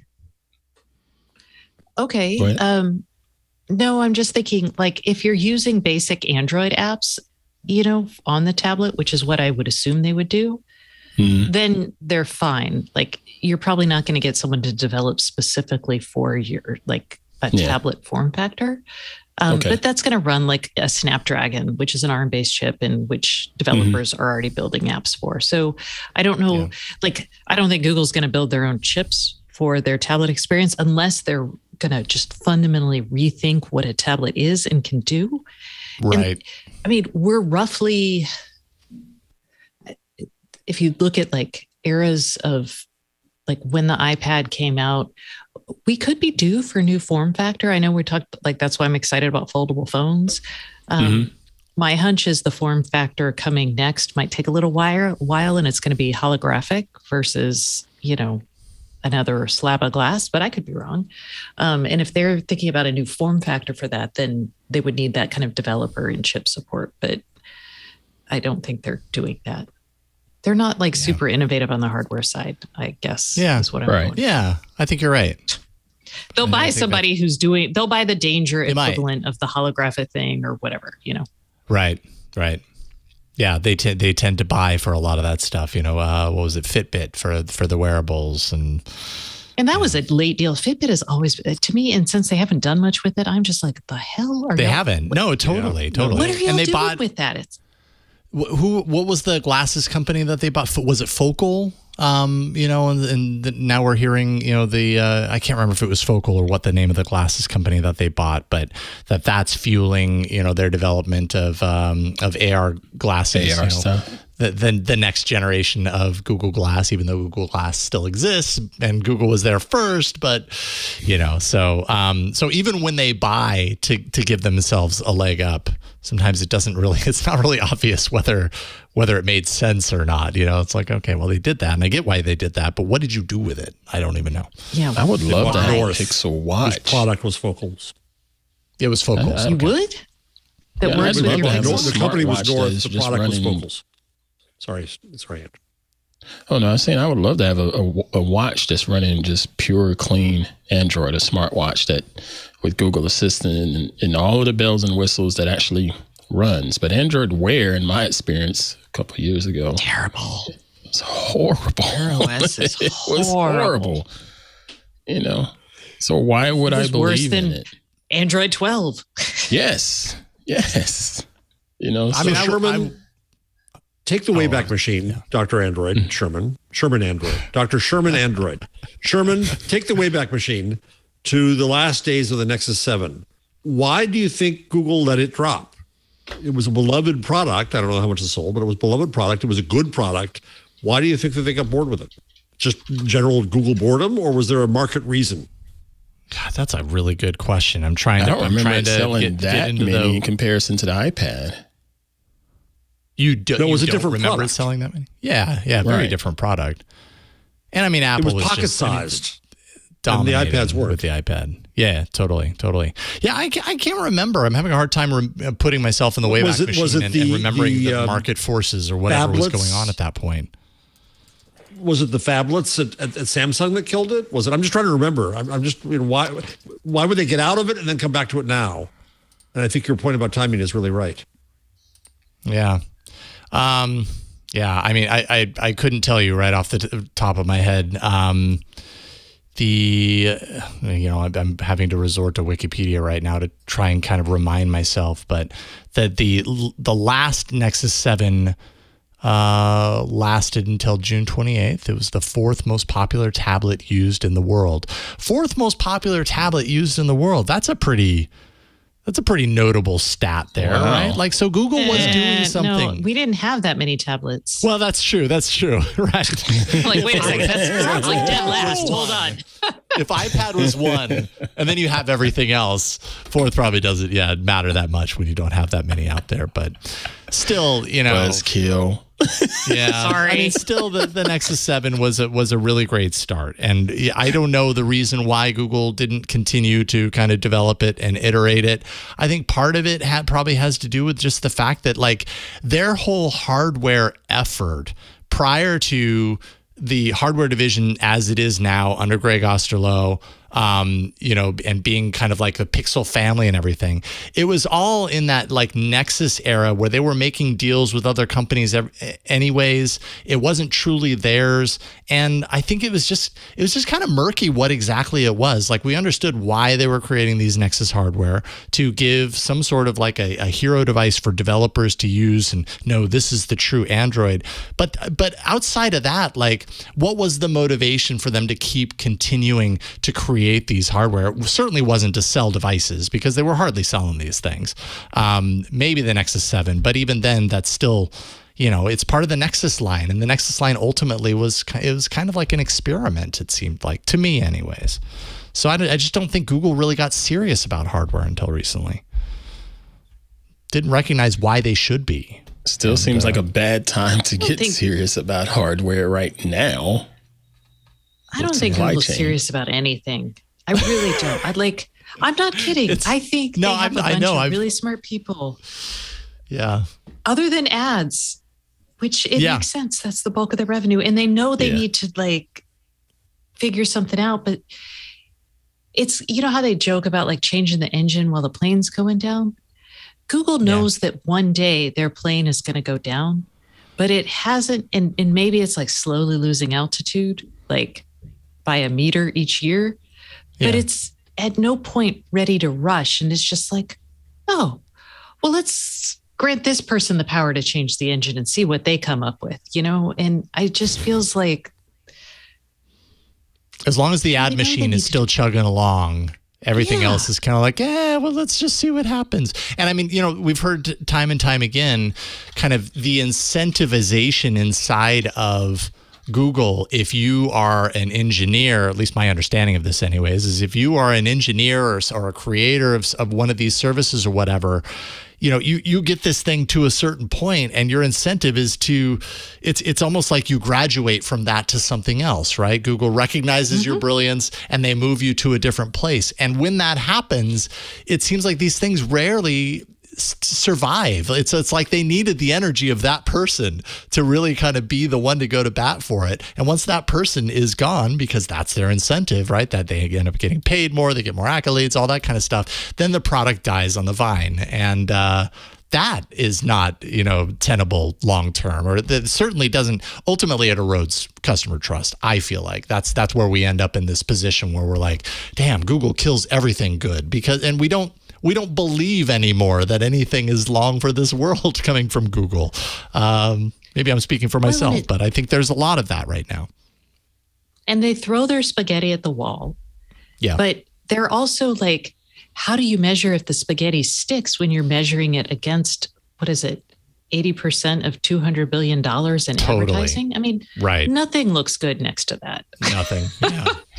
Yeah. So Google Mike isn't Isaac had a sexy really enough. interesting theory that I put down in my number just so I would get to it. So we can do it now. That said that what we might be seeing in Google's report and Facebook's report is Tim Cook.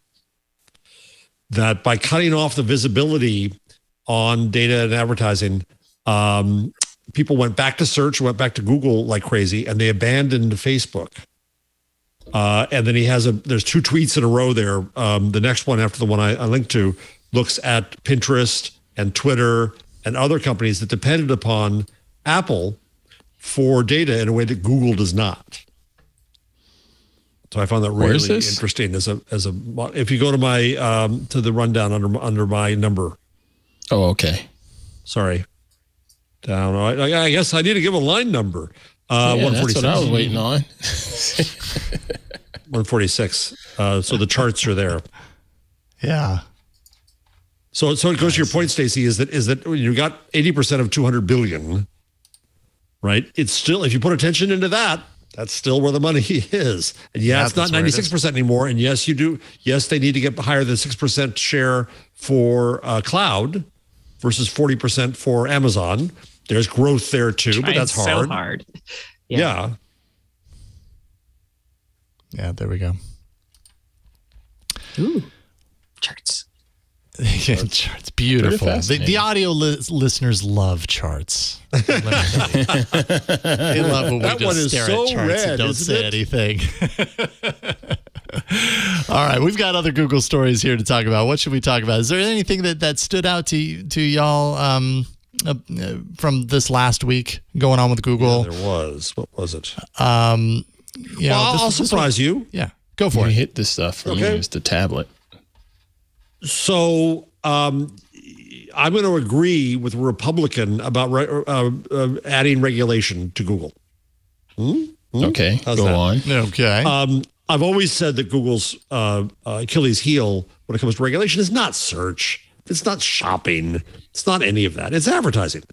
And Mike Lee, Republican, is about to introduce a bill that goes after Google's control of the buy side and the sell side and the marketplace in between.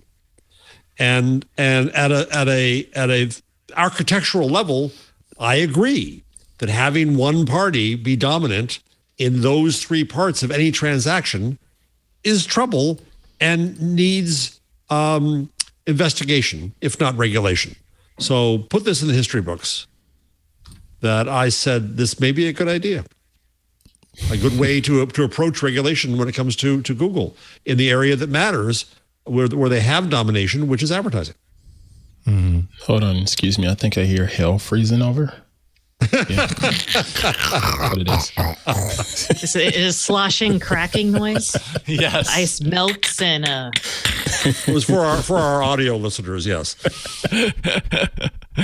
Yeah, this has to do with Google being the broker for a buyer or seller. I'm trying both a buyer and a seller. Yes. Buyer and the seller. That's right. Yeah. Right. While simultaneously owning the exchange. I'm reading from the article where the ad space is traded. Yeah. Yeah. That's and how much they take out of every transaction. Now, there's an argument here that I don't know how much they do.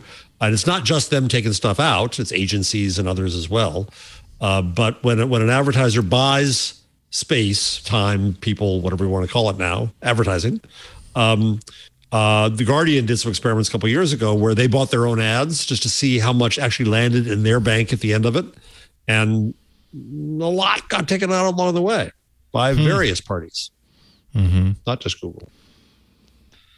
All right, that was my turn, Stacey. And? Oh, more Google ideas? I was reading about Chrome Facebook. OS oh, sorry. Chrome OS. Yeah, well, I thought the Chrome OS story with the gaming capabilities, I thought that was pretty fascinating. Even though it still doesn't quite sell Stadia, it just says, hey, we're going to put another piece of hardware out there that you could play games, such as stuff that's on Steam.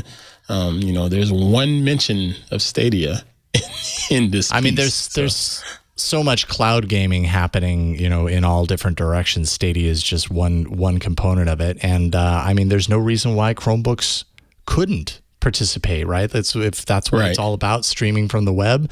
I think it makes perfect sense that there would be gaming Chromebooks. I mean, I don't know what exactly makes a gaming Chromebook, that it has LEDs behind the keys. Oh yeah, that was like a 5G connection, and but yeah, I think that makes perfect sense. I'm not too thrilled about it being something that you would have to run in a virtual machine. At least that's what it says here on 9 to 5 Google. But I guess they got to start somewhere. I'm assuming you guys don't game like that, but I'm wondering if any of our other listeners that are all pro Linux and things like that, are they using VMs to do gaming, or are they just doing it natively through the cloud? Good question. And the survey says, watching the chat, nobody says anything. They're like, we're not a gaming audience. Well, some of them are gamers, but yeah, I think that makes sense though, to have a gaming Chromebook. Sure. I don't know how many people are going to rush out and buy them, but I think it will suffer the same kind of challenges that regular Chromebooks have. Is like, why would I spend the money on a gaming Chromebook when I can spend the money on a gaming PC and on an actual gaming rig? Blah blah blah. Yeah, exactly, exactly. Garbage truck is behind me. Sorry, it's loud. It's all good. My story that I am super questioning is the story about Google's cloud business trying to build features for blockchain developers. And what's wackadoo about this story, who is by actually my mentee Jordan, so he's a savvy, smart fellow, which is why he's pointing out the weird hypocrisy happening here, which is a lot of people focused on blockchain and distributed ledgers are also worried about the power of too many people owning. They do a lot of lip service to too many companies, having a chunk of the internet and the centralization of that power. So it's weird that Google's he's pointing out that it's weird that Google's trying to build something for people who ultimately hate the fact that Google is one of the 3 cloud providers, although as the smallest, I guess it doesn't have a great enough concentration.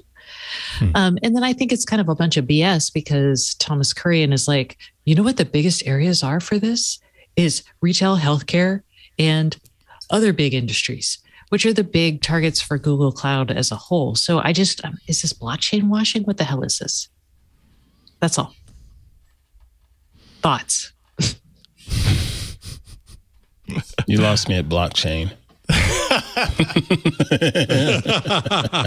I was kind of thinking the same thing. I really want to understand this stuff more, but anytime I try, it makes my brain hurt. Well, that's the question here is, if you're gonna, what can Google possibly offer if you're gonna to a blockchain developer? And that's what I don't understand, because the benefit of a blockchain is you're going to run an algorithm on as many places as possible. Mm-hmm. Mm-hmm. So that's, and nowhere in this does it answer it. And it sounds honestly like Google's just like, we're just going to do something. There's potential growth here to go with the, they got to find another way to make money. But yeah, we want another avenue for our cloud to be relevant and to be used. So yeah, they've basically created a new blockchain group. And yeah, it feels like you're just throwing around like terms, like hype terms. Okay, that's all. I was just hoping someone could explain this to me, but no one can. I wish that I could. I cannot. I have no explanation on that one. No one in the chat? Anyone? No. I think line 66 is worth mentioning. It's not. Yeah, story, it is worth mentioning. Yeah, I was circling that as well. Google is making some changes to their parental leave policy. Actually, some really fantastic changes. They are offering. Man, their benefits are crazy. Sorry, I have text overlapping here. Expanded parental leave to 18 weeks for all parents. It had been 12 prior. So that's pretty nice. Basically a half year. Is it paid leave? Yeah, that's my understanding. My understanding. Okay. Yeah. Sorry, I'm like, what? I was like, I didn't have paid leave 15 years ago when I had my baby. Wow, things have changed, right? Like a half year. Yeah, I mean, I'm glad I helped push for paid leave for our employees before I left Gig-O because I was like, yo, come on. Did it happen? Yeah. Did you win? And I think they got it. Yay, them. Outstanding. Yeah. Yeah, I think this is It's great also news. So about. Yeah, go ahead. No, you. Well, I was just going to say 18 weeks for all parents, 24 weeks for parents who give birth, previously 18 weeks as of April 2nd. Also, 8 weeks of caregiver leave for employees to take, which doubles the previous allowance. What were you going to say, Jeff? Just it has nothing to do with Google. Stacey can kick me or punch me, but Starbucks. I asked the crew at one of my local Starbucks where they were closing earlier all the time, and one of them around here has not been open for 2 weeks. One of them closes every day at noon, and I said, "What's going on?" And they said, "We can't get anybody to apply for the jobs. We just can't." I said, "Did they finally raise your salaries?" They said, "Actually, yeah, they did. Even so, we can't get anybody to apply for the jobs. We're all short-staffed as heck."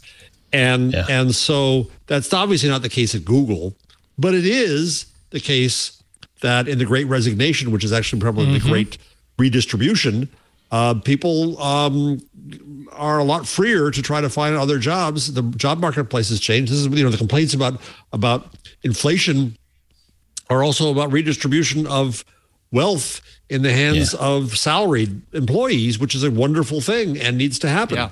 And so, I think Google does these kinds of things because they're the right thing to do. Yes, but they're also the smart thing to do. Because if you're going to start a family and you can work at Google and get that kind of benefit, then I think you'd be a lot more loyal to stick around. Oh, yeah. Totally agree. Although, again, for low-wage workers or for other Googles, for anyone who isn't an engineer, Google's a crappy place to work because engineers kind of look down on you and they try to contract out as much of that as possible. But yes, if you're an engineer, you're fine. Although I might go try to work at Starbucks in the afternoons. Oh, they want you. Casey in customer service. Want you. Nope. I gotta tell you, I'm going to sound like a jerk, please. But I absolutely hate going to some of the stores around here because they're so short-staffed. And I go in there and I'm paying more for food, than I normally would have to pay, and then I'm doing the checkout myself, and I'm like, this just is, it's bad. But I salute the people that says, you know what, I can do better elsewhere. Whether it's getting money from the government or just trying to start something on their own. But man, it's really making shopping here locally just a bit of a pain in the butt for me. It's not you, Ant, but my brother worked at Starbucks. It's not just pay. It is that their customers are really and their customers are horrible. Yes. I mean, even if, I think it'd be fun to do that for a little while. But I mean, I worked in public store, I worked at a grocery store when I was a kid. But I mean, you did get some real awful people, and my understanding is we've only gotten worse and more aggressive. Yeah, people are feeling way more entitled nowadays. According to my hard head up in college, I'm not going to say where he's working, but he doesn't like people anymore because people are so entitled, or they come into these places and want this and that and want it to be this way versus that way. As if they're at Burger King where you can have it your way.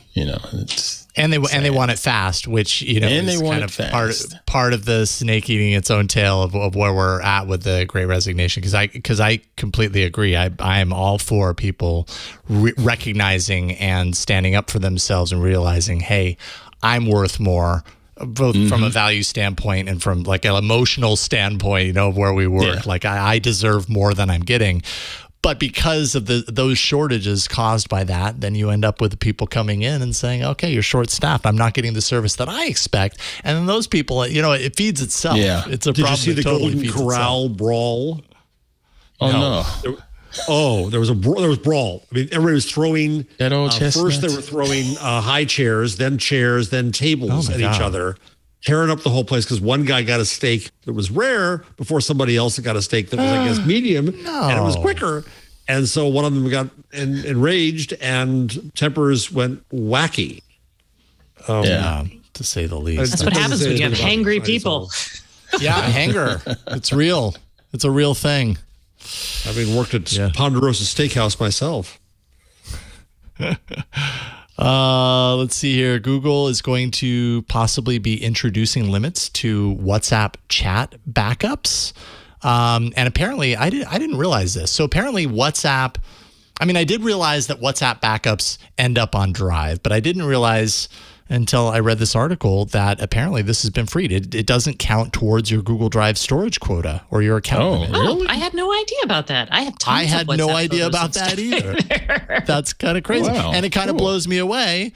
Google has its own efforts that are counter to, what Meta / Facebook does with, WhatsApp, its chat efforts. And yet Google's just been kind of, to a certain degree, like bankrolling their free storage for backups. So apparently this is going to be changing here pretty soon. Google's probably going to be implementing some limits. I think this might have to do with some code strings that were found in the WhatsApp beta that show a preparation towards this. And, I don't know. Something tells me Facebook will be fine. They'll figure it out. But still, I had no idea. I didn't know. I thought everything counted against your storage quota at this point. That's a nice Google nugget. Yeah, Google nugget. Let's see here. Are we still on Google? I want to ask Ann a question that's non-Google. Sure, go for it. We can go wherever. Line, since I feel like the cat's away, we can say. I know, right? He's not going to complain. You decide. He doesn't have to scroll. Line 39, and I don't know if you have an opinion about this, but a C2PA spec to assure provenance and creator credit for media, especially photography. Is this something that's music to your ears, or doesn't matter? Yeah, I remember Adobe talking about this a couple years ago. Yep. And it's quite promising, but again, with standards, you got to get everybody on board, and that could be part of the problem right there. It's just getting everybody on board with doing things a certain way. But yeah, I remember this a couple years ago. So there's been an update to that. Yeah. Now they have kind of the first standard out. So you're right. That shows how much time it takes. Yeah. Version 1.0. 1.0 is now out of the tech specification. Outstanding. Okay. I didn't catch that. Thing. So I'd be curious that if you tried to implement that on your photos. I have not. Again, because when Adobe was talking about it, it was all the whole beta talk and stuff. And yeah, it was 2019. You're right. I didn't want to take chances and have something get screwed up. So no. But it's nice to see that now we do have version 1 ready to go. Yeah. That's good. Will this ever come into play with NFTs? That's a good question. Oh, this is just his thing today. Do not make NEFT happen, Jason. I'm not saying it. Trust 15 me. years from now and having to say You're NEFT, right. I'm coming back to you and The Verge. This is how it starts, right? You make fun of it, and then at some point, you're not making fun of it anymore. You've just adopted it. So you're right. Yeah. I will stop. Bitcoin. I will stop the NEFT. Yeah. When irony goes too far, it just becomes reality. That's right. That's right. But I mean, seriously, I wonder if that would be useful for NFTs. Just because we hear about these NFTs being repurposed, and that's not the real one. That person posted that person's image over here. But at the same time, blockchain was supposed to give you that authenticity. Was supposed to, yeah. Supposed to. That's true. Well, it gives you authenticity that, well, it depends on who creates the contract. I mean, that's... Yeah. I mean, basically it says the digital item you have is the digital item you have. Now, if someone says, like, if I lie and say I'm the creator and I create the digital item and I, put it on the ledger as I am the creator of this item, then, I've just committed fraud, but my fraud is it has a provenance, I guess, is how you should think about it. The interesting thing is if I am a creator, someone steals my work, puts it on the blockchain, I have a very clear trail back to who created it when I'm seeking redress. And so I'm wondering when we'll see those kind of court cases, because it's perfect for that and what effect that will have on some of these NFTs. Does that make sense? Yeah. Should we pour one out for, what was it called? DM? For Meta's DM, which is now shutting down. Oh, I was like, direct messages? They're still here. No, sorry. No, DMs are not going anywhere, but DM, once known as Libra, launched back in 2019. It was Facebook's the new crypto brand play. Didn't save it? Yeah, nothing saved it, apparently. They're selling it to Silvergate Capital Corporation for $182 million, the assets of that. And yeah, based on what I was reading through, and of course, Jack Dorsey's weighing in on it too, saying like it was a total waste of time. They should have just like put all their efforts into Bitcoin. That's what they should have done. But ultimately, it sounds like the people who were really close with this, just from day one, it was all about federal regulators had a problem with it, and there was just nothing they could do to undo kind of the view of Facebook creating its own currency in light of all of its other kind of chaos happening the past couple of years, and it's ultimately what it sort of makes sense for Facebook to have wanted to create its own little cryptocurrency like that, because they're a platform. If they're a platform and they're building out worlds, years down the road where people can exchange goods, it makes sense to have their own inclusive, exclusive currency to me. But then, I guess regulation would. But what about Jack's point? Is just go with the currency? Why have to build all that? Why not go? Build it, buy or build, kind of in the old ways. Why not support, which he's doing with his transactional platform, what exists? Yeah, but who's to say that Bitcoin is really accessible too? I mean, heck, some people feel that Bitcoin is exclusive because it's not as accessible. I can put up digital money out there, but getting digital money and turning it into Bitcoin is quite a challenge for some people. Yeah, it's not obvious. It's certainly not an obvious process. It's way easier now than it was even years ago. But it's you also, I mean, not obvious. You have to establish some sort of friction in these, because otherwise, people would be stolen. Their money would be stolen left and right. Although they begin big time trouble. Yeah, you're right. But you know what? Let's not talk about it because it died. Yeah. Okay. So see you later. Oh, how cruel! How heartless! How soon forgotten! Jim, we hardly knew ye. Right. But DMs, you're still cool. DMs are okay. Yeah. Cool. Thank you. How about we do a little changelog? We've got some actually really great stuff in the changelog this week. So I'm excited about some of this. When you're doing it, you give yourself good stuff. When Leo's doing it, I have nothing to do. I have nothing to do with the quality of the news. All right. I just lucked out this week. Lies. Sound the horns. The Google changelog. All right, starting with Google announcing a new layout for Gmail. It's going to be changing how Google Chat, Meet, and Spaces are integrated onto the page. It used to be that these things kind of had their own little modules, and so you could see your email and all the other things kind of, like your chat down in the bottom corner or whatever.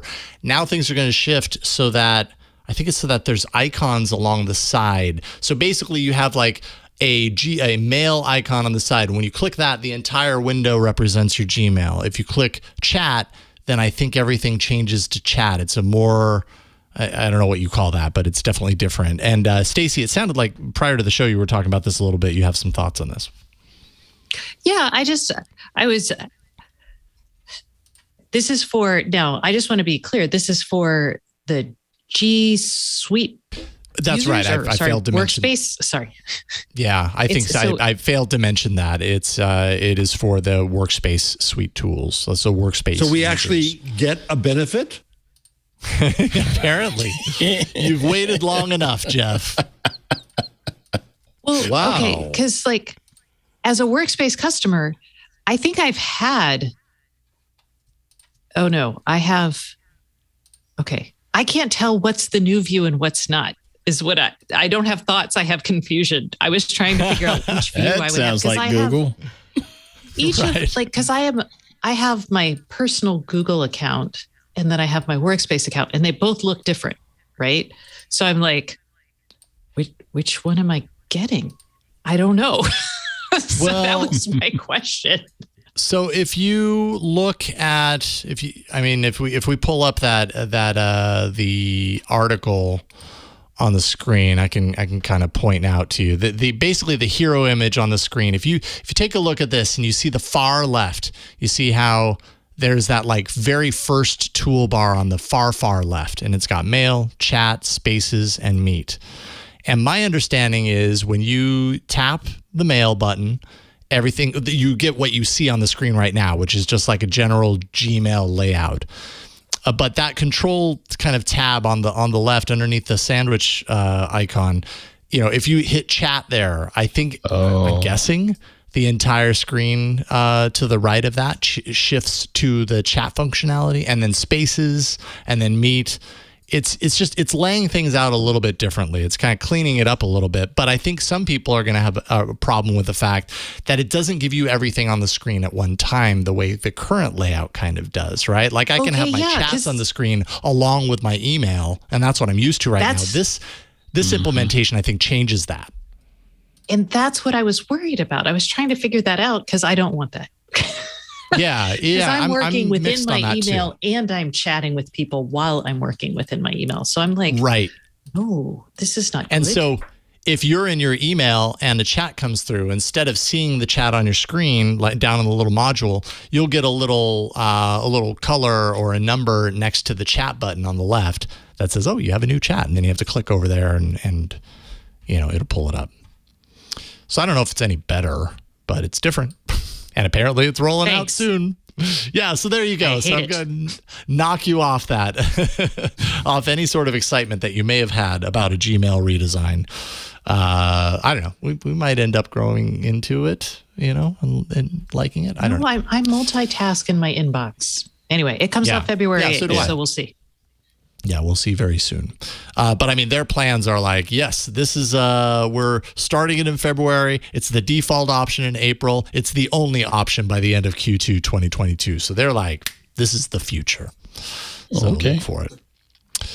The G Suite Legacy Free Edition, a couple of years ago, kind of feels like that. A couple of weeks ago, there was the whole thing where, users of G Suite Legacy Free Edition have had like free access to this for like the last 10 years. Google stopped supporting it, but never like booted them off or made them pay. And then they said, well, that's ending. You're going to have to pay. And here are the service prices. And people, lost their minds about that, as people are wont to do with these things. So apparently they're making changes. There will be an ability to transfer your non-Google Workspace paid content and most of your data to a no-cost option. I don't know if we know exactly what that option is yet, but it seems to be something about transferring the Legacy Free Edition to a regular gmail.com address. That's likely anyways. So if you fall into that category, there will hopefully be still an alternative for you. I think a lot of people did. I was not one of those free users, but heard from quite a few I've been people. paying and angry about it every time I get screwed from a new function. Yes, exactly. Paying and wondering why. YouTube's rolling out a new mobile interface for full screen video. Basically, just kind of cleans up the presentation. This is on Android and iOS to bring comments, share, that sort of stuff onto the screen in a more elegant way. So, I mean, not a whole lot new to, talk about there. It's just kind of a redesign of the player on Android and iOS. This started rolling out on Monday. So yeah, I guess look for that. It only appears if you're watching in full screen. So there's that. Google One VPN is now offered for iPhone. So I guess this was only for Android. I didn't realize that you couldn't get this on iPhone before, but apparently you couldn't, and now you can. So that's good. Yeah, I thought it was cross-platform too. Yeah. Available to people in 18 countries, including the US, UK, Canada, and Mexico. So if you are an iPhone user and you want Google One's VPN, apparently you can start getting that right away. This one's cool, and I haven't received a message from an iPhone user since this has hit my phone. But if you use Google Messages and you are chatting with someone who has an iPhone and they do some sort of reaction to your chat, that is to say, instead of saying like, oh, I like what you just sent, they hit the heart. Before, if they did that, you would get a message that said, so-and-so loved, and then quote your entire message. It's like all in text. Entire darned message. Yeah, and it was annoying and ugly, and it's like, once we started knowing that Google was working on actually taking that text and converting it into actual like images, it was like, why didn't you do this sooner? And finally, it's rolling out.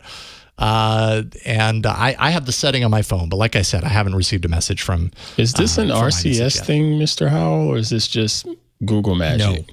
No, this is Google Magic. This is only in Google Messages. This is Google basically taking the string that, I mean, my understanding anyways, taking the string that comes back from an iPhone and recognizing that string and converting it in the way that it knows how. Like if an iPhone says loved, then we put a heart next to your message. Period. Yeah, gotcha. Yeah. Okay. Yeah.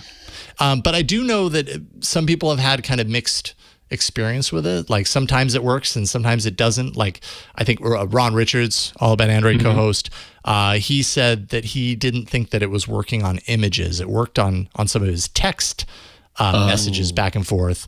But if it was an image, it didn't work. It said liked the image or something like that. So what about Google? I wonder about Google Voice people. Yeah. I don't know. They use the texting feature through that instead of messages. It's still a Google product. And yeah. Yeah, I don't know. But I mean, even if it fixes, let's say 2/3 of those comments coming from an iPhone, that'll still be better than nothing, and it does look nice. When it works, it looks nice based on the screenshots I've seen. So that's neat. Any Pixel 4a fans in the house? If so, you're not going to be able to buy one anymore. Yeah, I liked it. Okay. I thought it was a good phone. Yeah. Yeah, maybe that's the device you should have got, Stacy, instead of the 5. But you can't. Too late. It's gone. No, I was moving from a 3A and I didn't want to go just one up. That felt lame.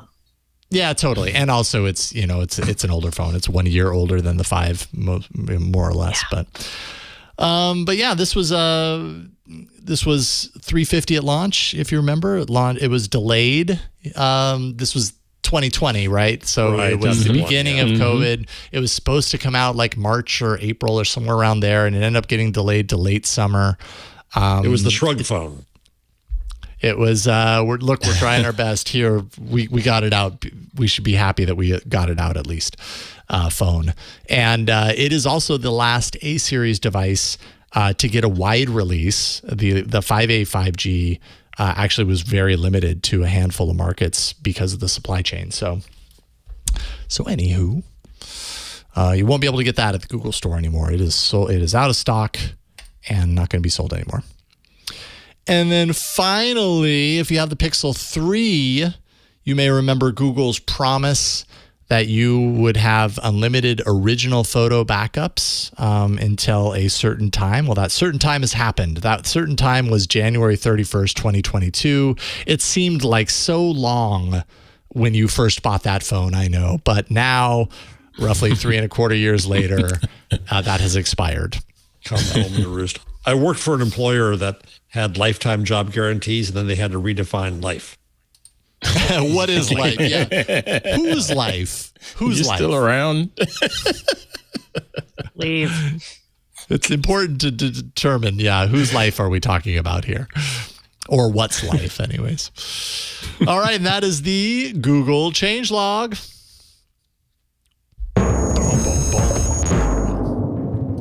we go.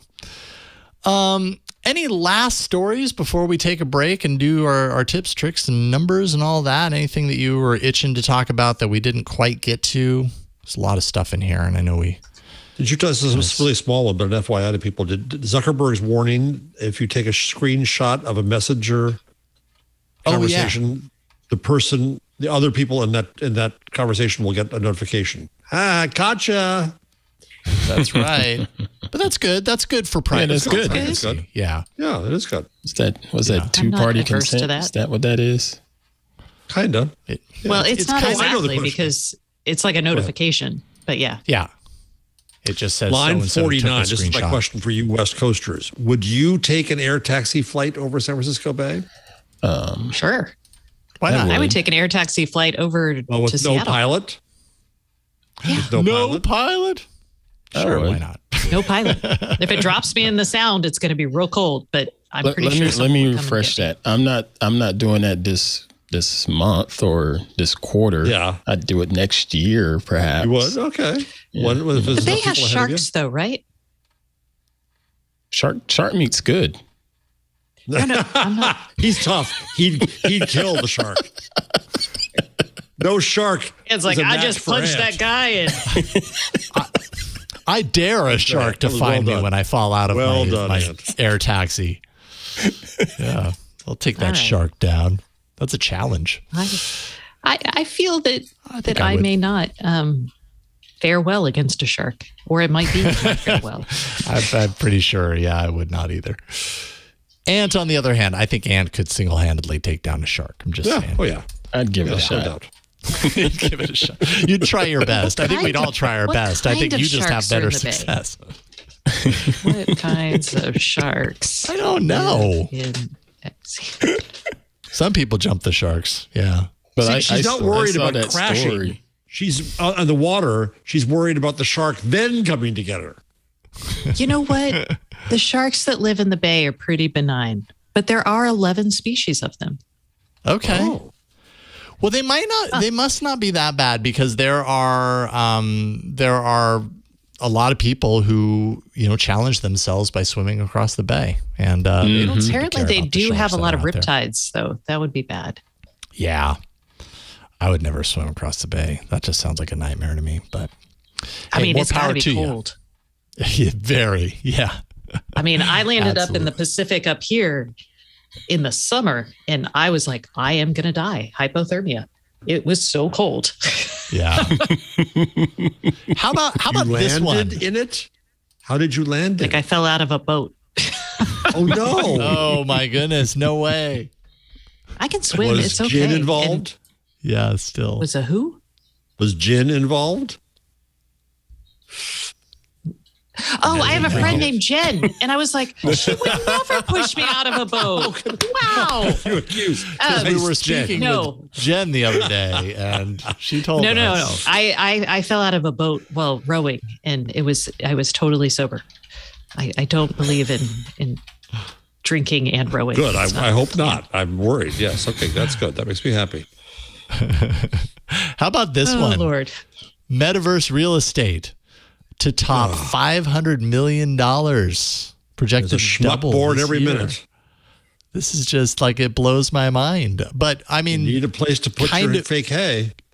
yeah, kind of inevitable though, right? That there would be some sort of value out of this virtual real estate, because if there are virtual worlds built, and if there are virtual worlds built with epicenters or places where everybody is positioned, and then worlds outside of that, something closer to that is, if you sell it anyways, if you choose to sell it, would be worth more than something that's far off. So this is kind of inevitable, right? I guess I just didn't think it would be this expensive. Are we missing out on an opportunity? Should I invest in virtual real estate? Oh, here What we I go. find fascinating, and my friend Yanko did a story for Protocol this week about like who owns his address in the metaverse.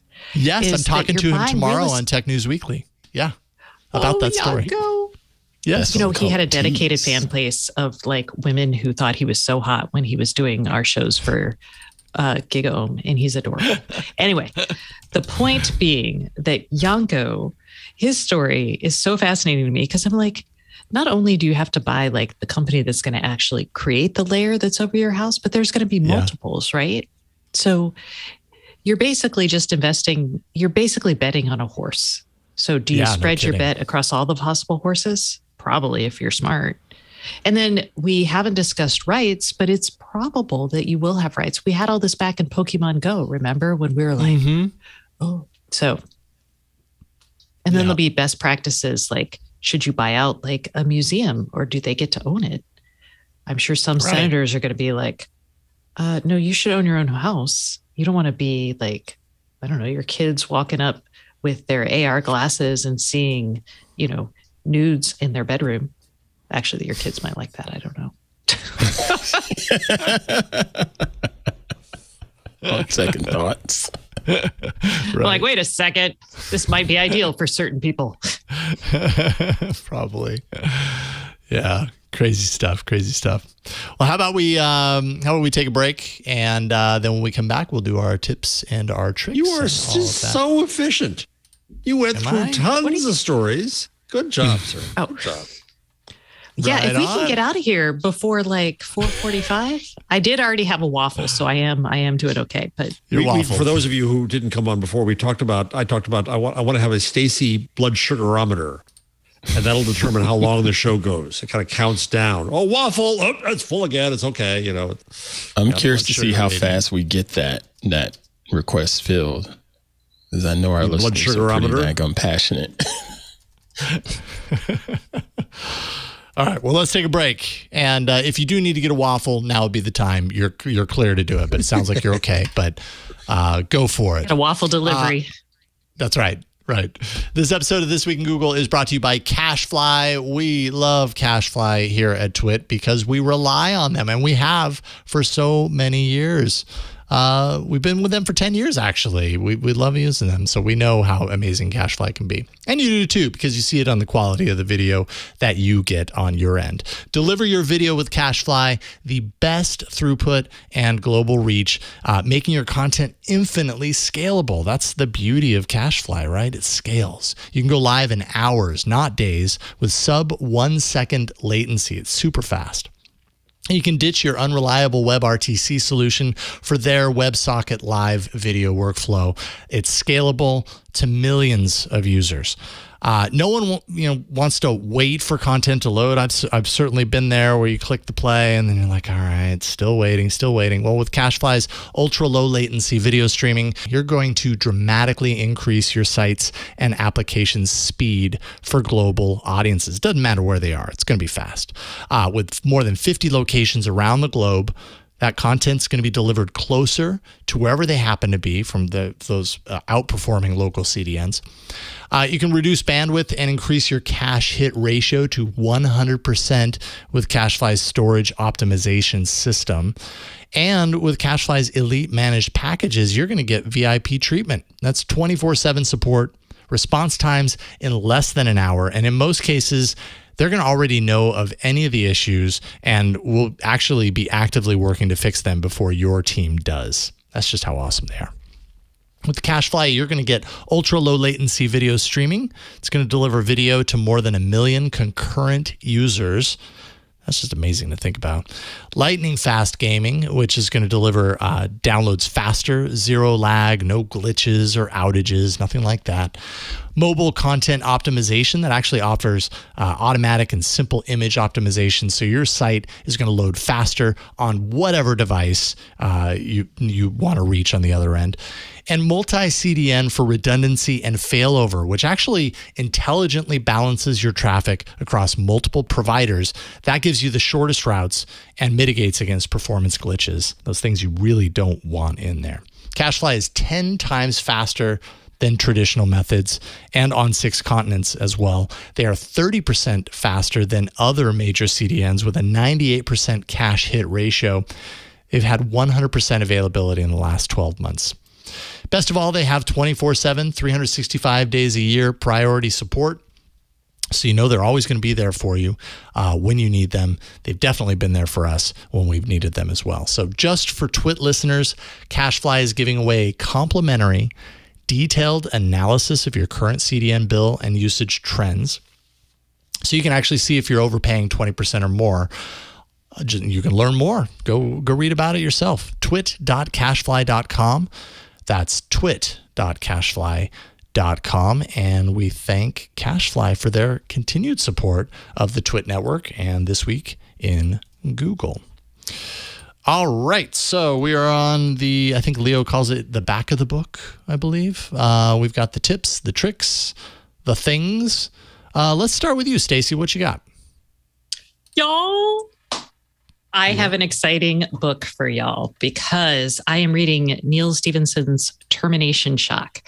Actually, I'm listening to it on audiobook, which is unusual for me because this is a 23-hour audiobook. Okay, so this is Neil Stephenson's latest. You make it go faster? Yeah, I do. I make it go I went with 1.25 for this one. I like when I can go all the way to 1.5, but okay, here's the thinking, y'all. Oof. Oh, I could do it. A lot of them are pretty slow, but this is a man reading and he's a little faster. And Neil Stephenson, I am not a Neil Stephenson fan. I'll just throw it out there, y'all. Not a fan usually, didn't like many of his books. I did read, what is the Metaverse? Snow Crash way back in the day. Anyway, point being, this is an okay book. If you like his stuff, you will like this. It starts out with I cannot curse. I have to curse on this. I'm sorry. Get ready to beep. A batch crazy intro involving pigs, an airplane crash, and meth gators and rednecks in Texas. And the fact that I lived in Texas made me feel real close to this. So that was the positive side. The downside is it took for freaking ever for him to describe this, way too long. Needed an editor. But I think the engineering types will like it because he really goes into everything. The research shows. It might actually be like talking to me. Okay. So I put this in the category of kind of boring, but at least it sort of tries to have a plot. Climate change novels. It feels very much like what's his name? Stanley Robinson's book that everyone was so hyped about, Ministry of the Future, which had a really killer beginning and then really devolved into a plotless list of things you could do to help prevent climate change. There was a moderate plot.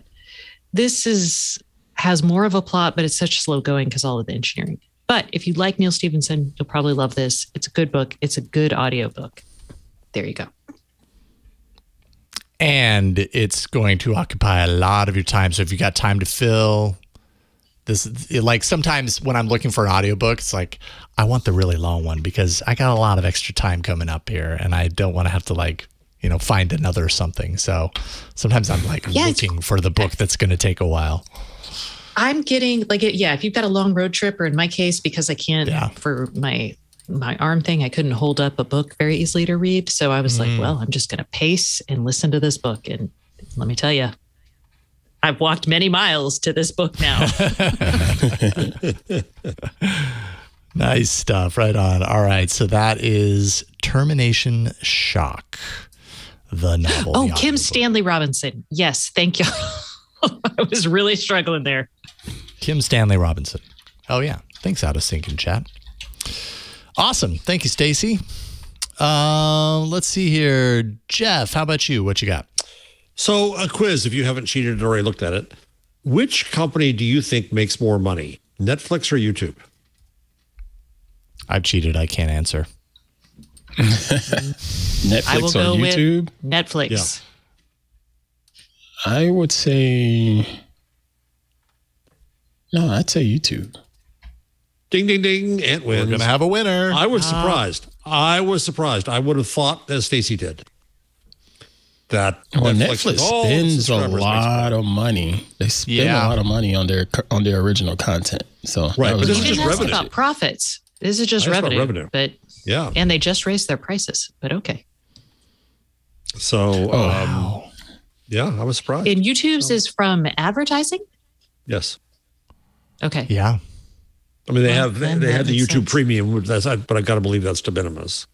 I think it just killed off part of that. They killed off their original programming for that. So I don't know if YouTube TV Jeff, counts. I am hearing you all wrong. Instead of de minimis, I heard it's too venomous. And I'm like, I'm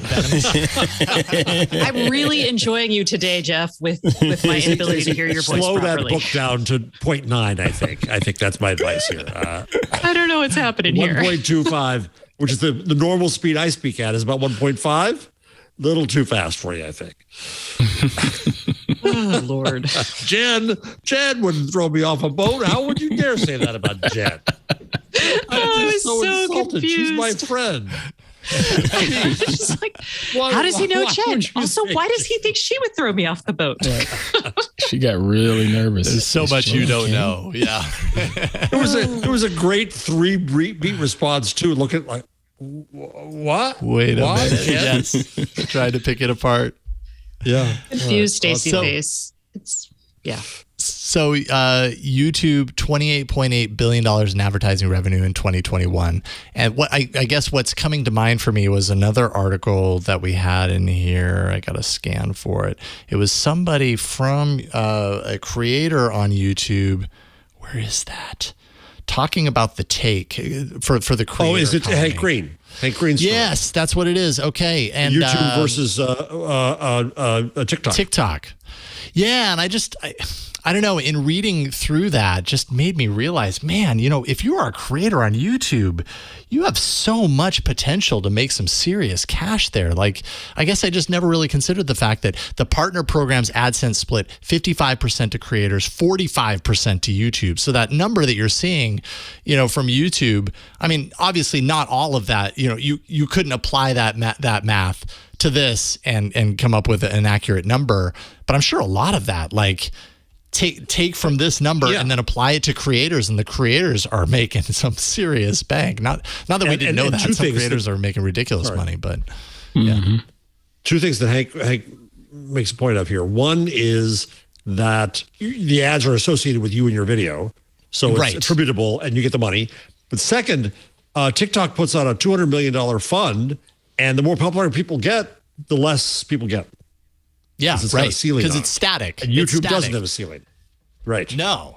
YouTube is just primarily like, of all the money we make from placing ads in your videos, you're going to get 55% of it and we will get 45% of it. And TikTok says, we've got a fund and you can have some of this fund, but the fund is finite, right? Like it has an endpoint. It's just 200. So the more people that get on TikTok and are creating, it's actually bad for the creator ecosystem, because the more people are pulling from that fund.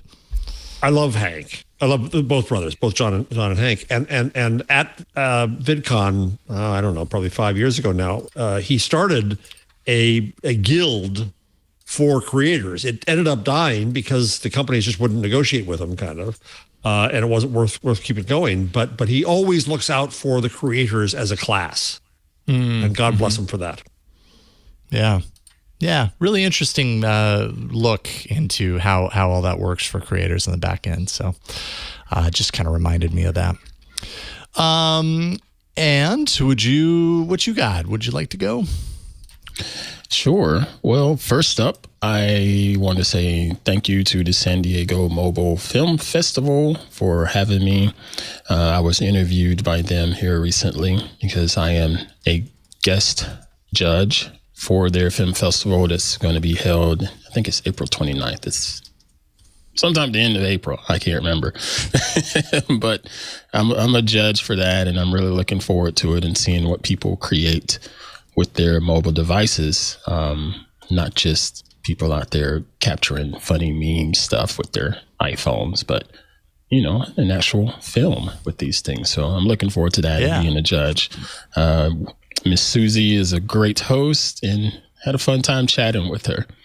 And then lastly, this is Black History Month's recognition. I don't do too much celebration and all of that, but I figured, all right, let me just at least go ahead and mention one of my favorite videos, and it's titled Finally Got 'Em.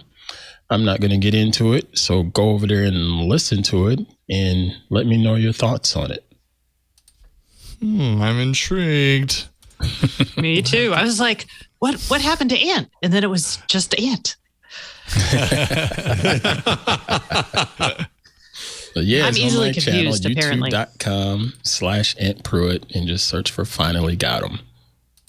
Awesome. Cool. Thank you, Ant.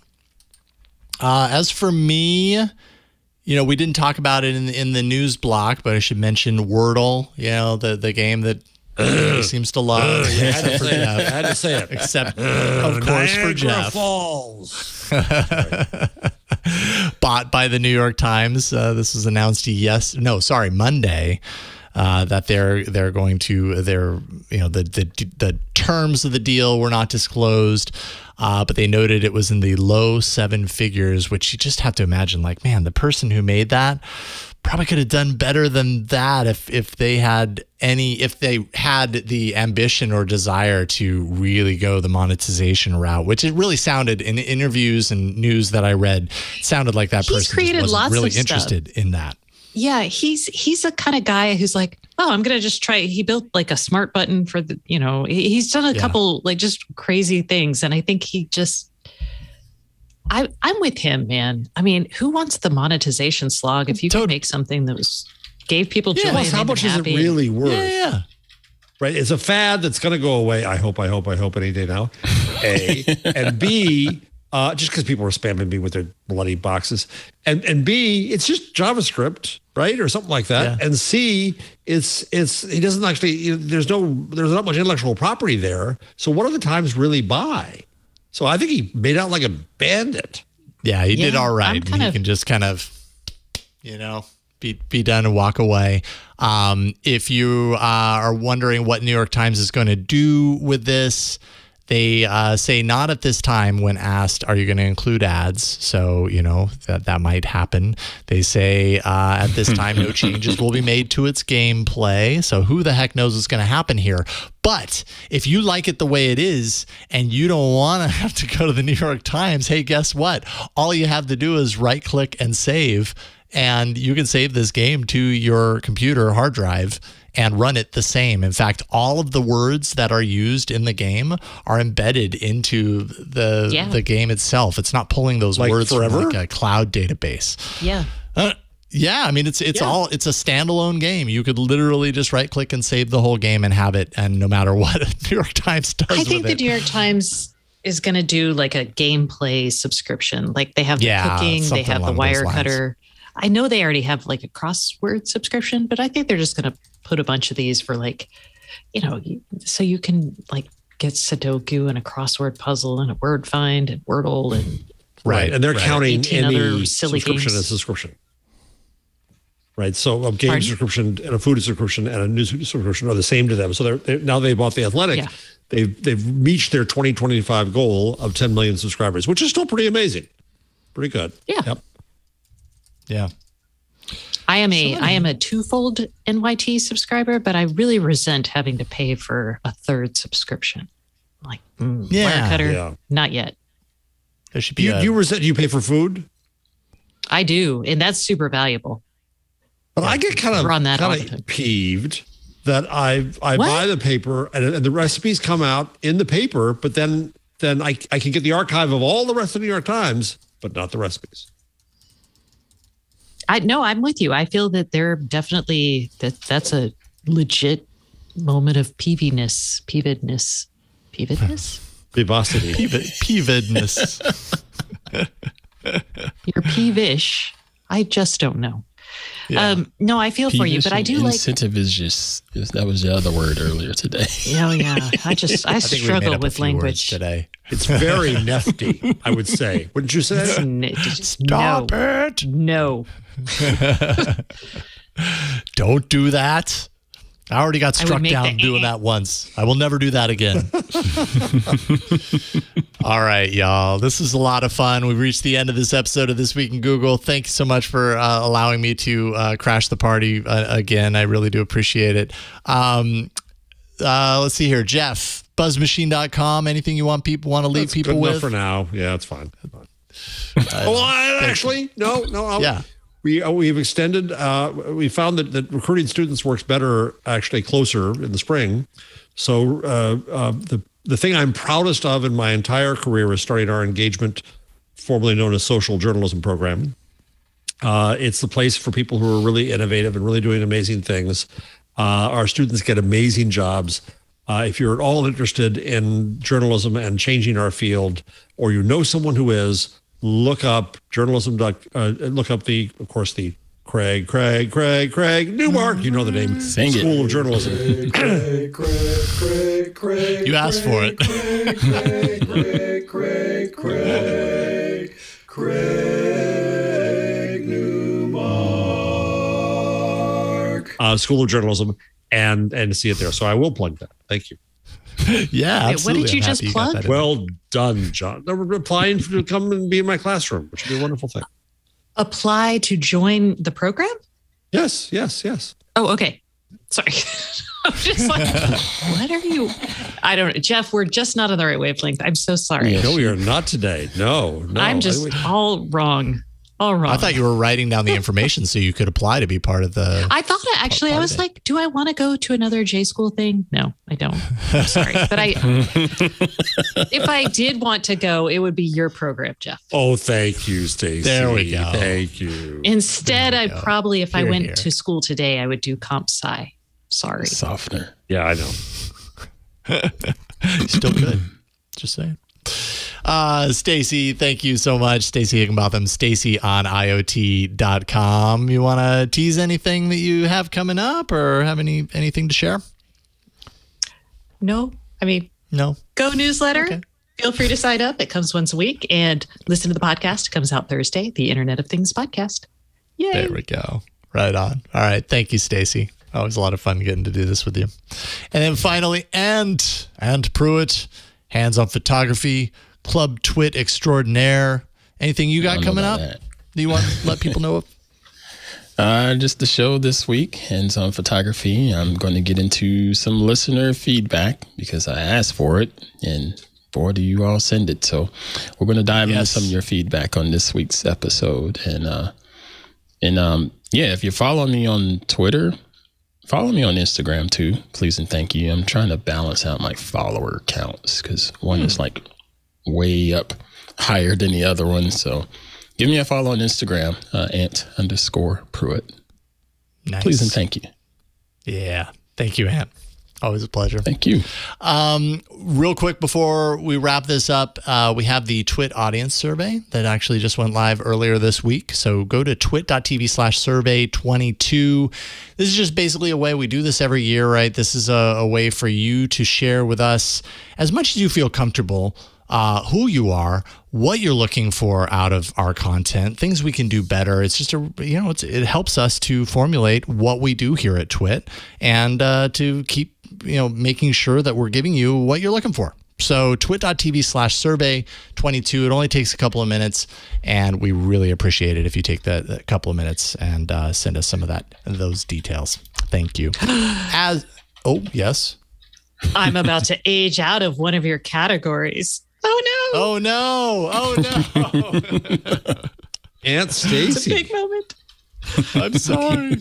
Yes, and I know there's a part of the survey where Linux is not present, so it's not a perfect survey. You might age out, and Linux is not present on one of the questions. So I didn't expect my moment of reckoning to happen at this time. At this moment during the show live. During the show. All right. It's okay. If you want to, it's okay. We're all there at some point. Like it happens for all of us. If you want to follow this show and make sure that you're subscribed or, catch up on past episodes, whatever you like, go to twit.tv/TWIG for This Week in Google.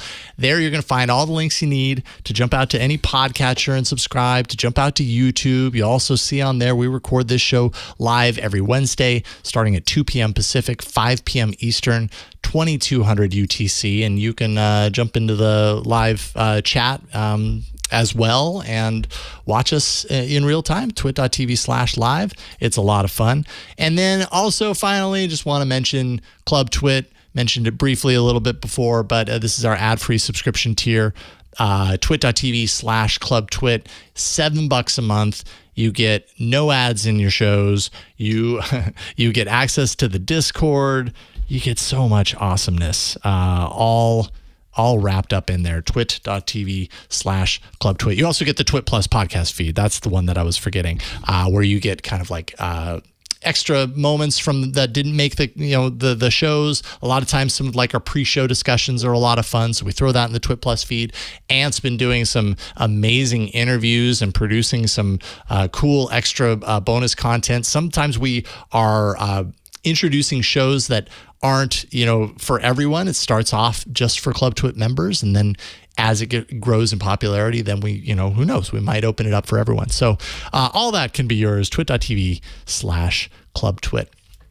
But I think we've reached the end. I have not much more to say. I'm Jason Howell. Find me on Twitter @Jason Howell and on Tech News Weekly tomorrow with Micah Sargent, twit.tv/TNW. But thank you so much for welcoming me into your ears for the week. Leo will be back next week, well rested, and it will no longer be a democracy. We'll see you next time on This Week in Google. Bye, everybody. Well done, sir. Democracy is dead. Don't miss All About Android every week. We talk about the latest news, hardware, apps, and now all the developer-y goodness happening in the Android ecosystem. I'm Jason Howell, also joined by Ron Richards, Florence Ion, and our newest co-host on the panel, Wen Tu Dao, who brings her developer chops. Really great stuff. We also invite people from all over the Android ecosystem to talk about this mobile platform we love so much. Join us every Tuesday, All About Android on twit.tv.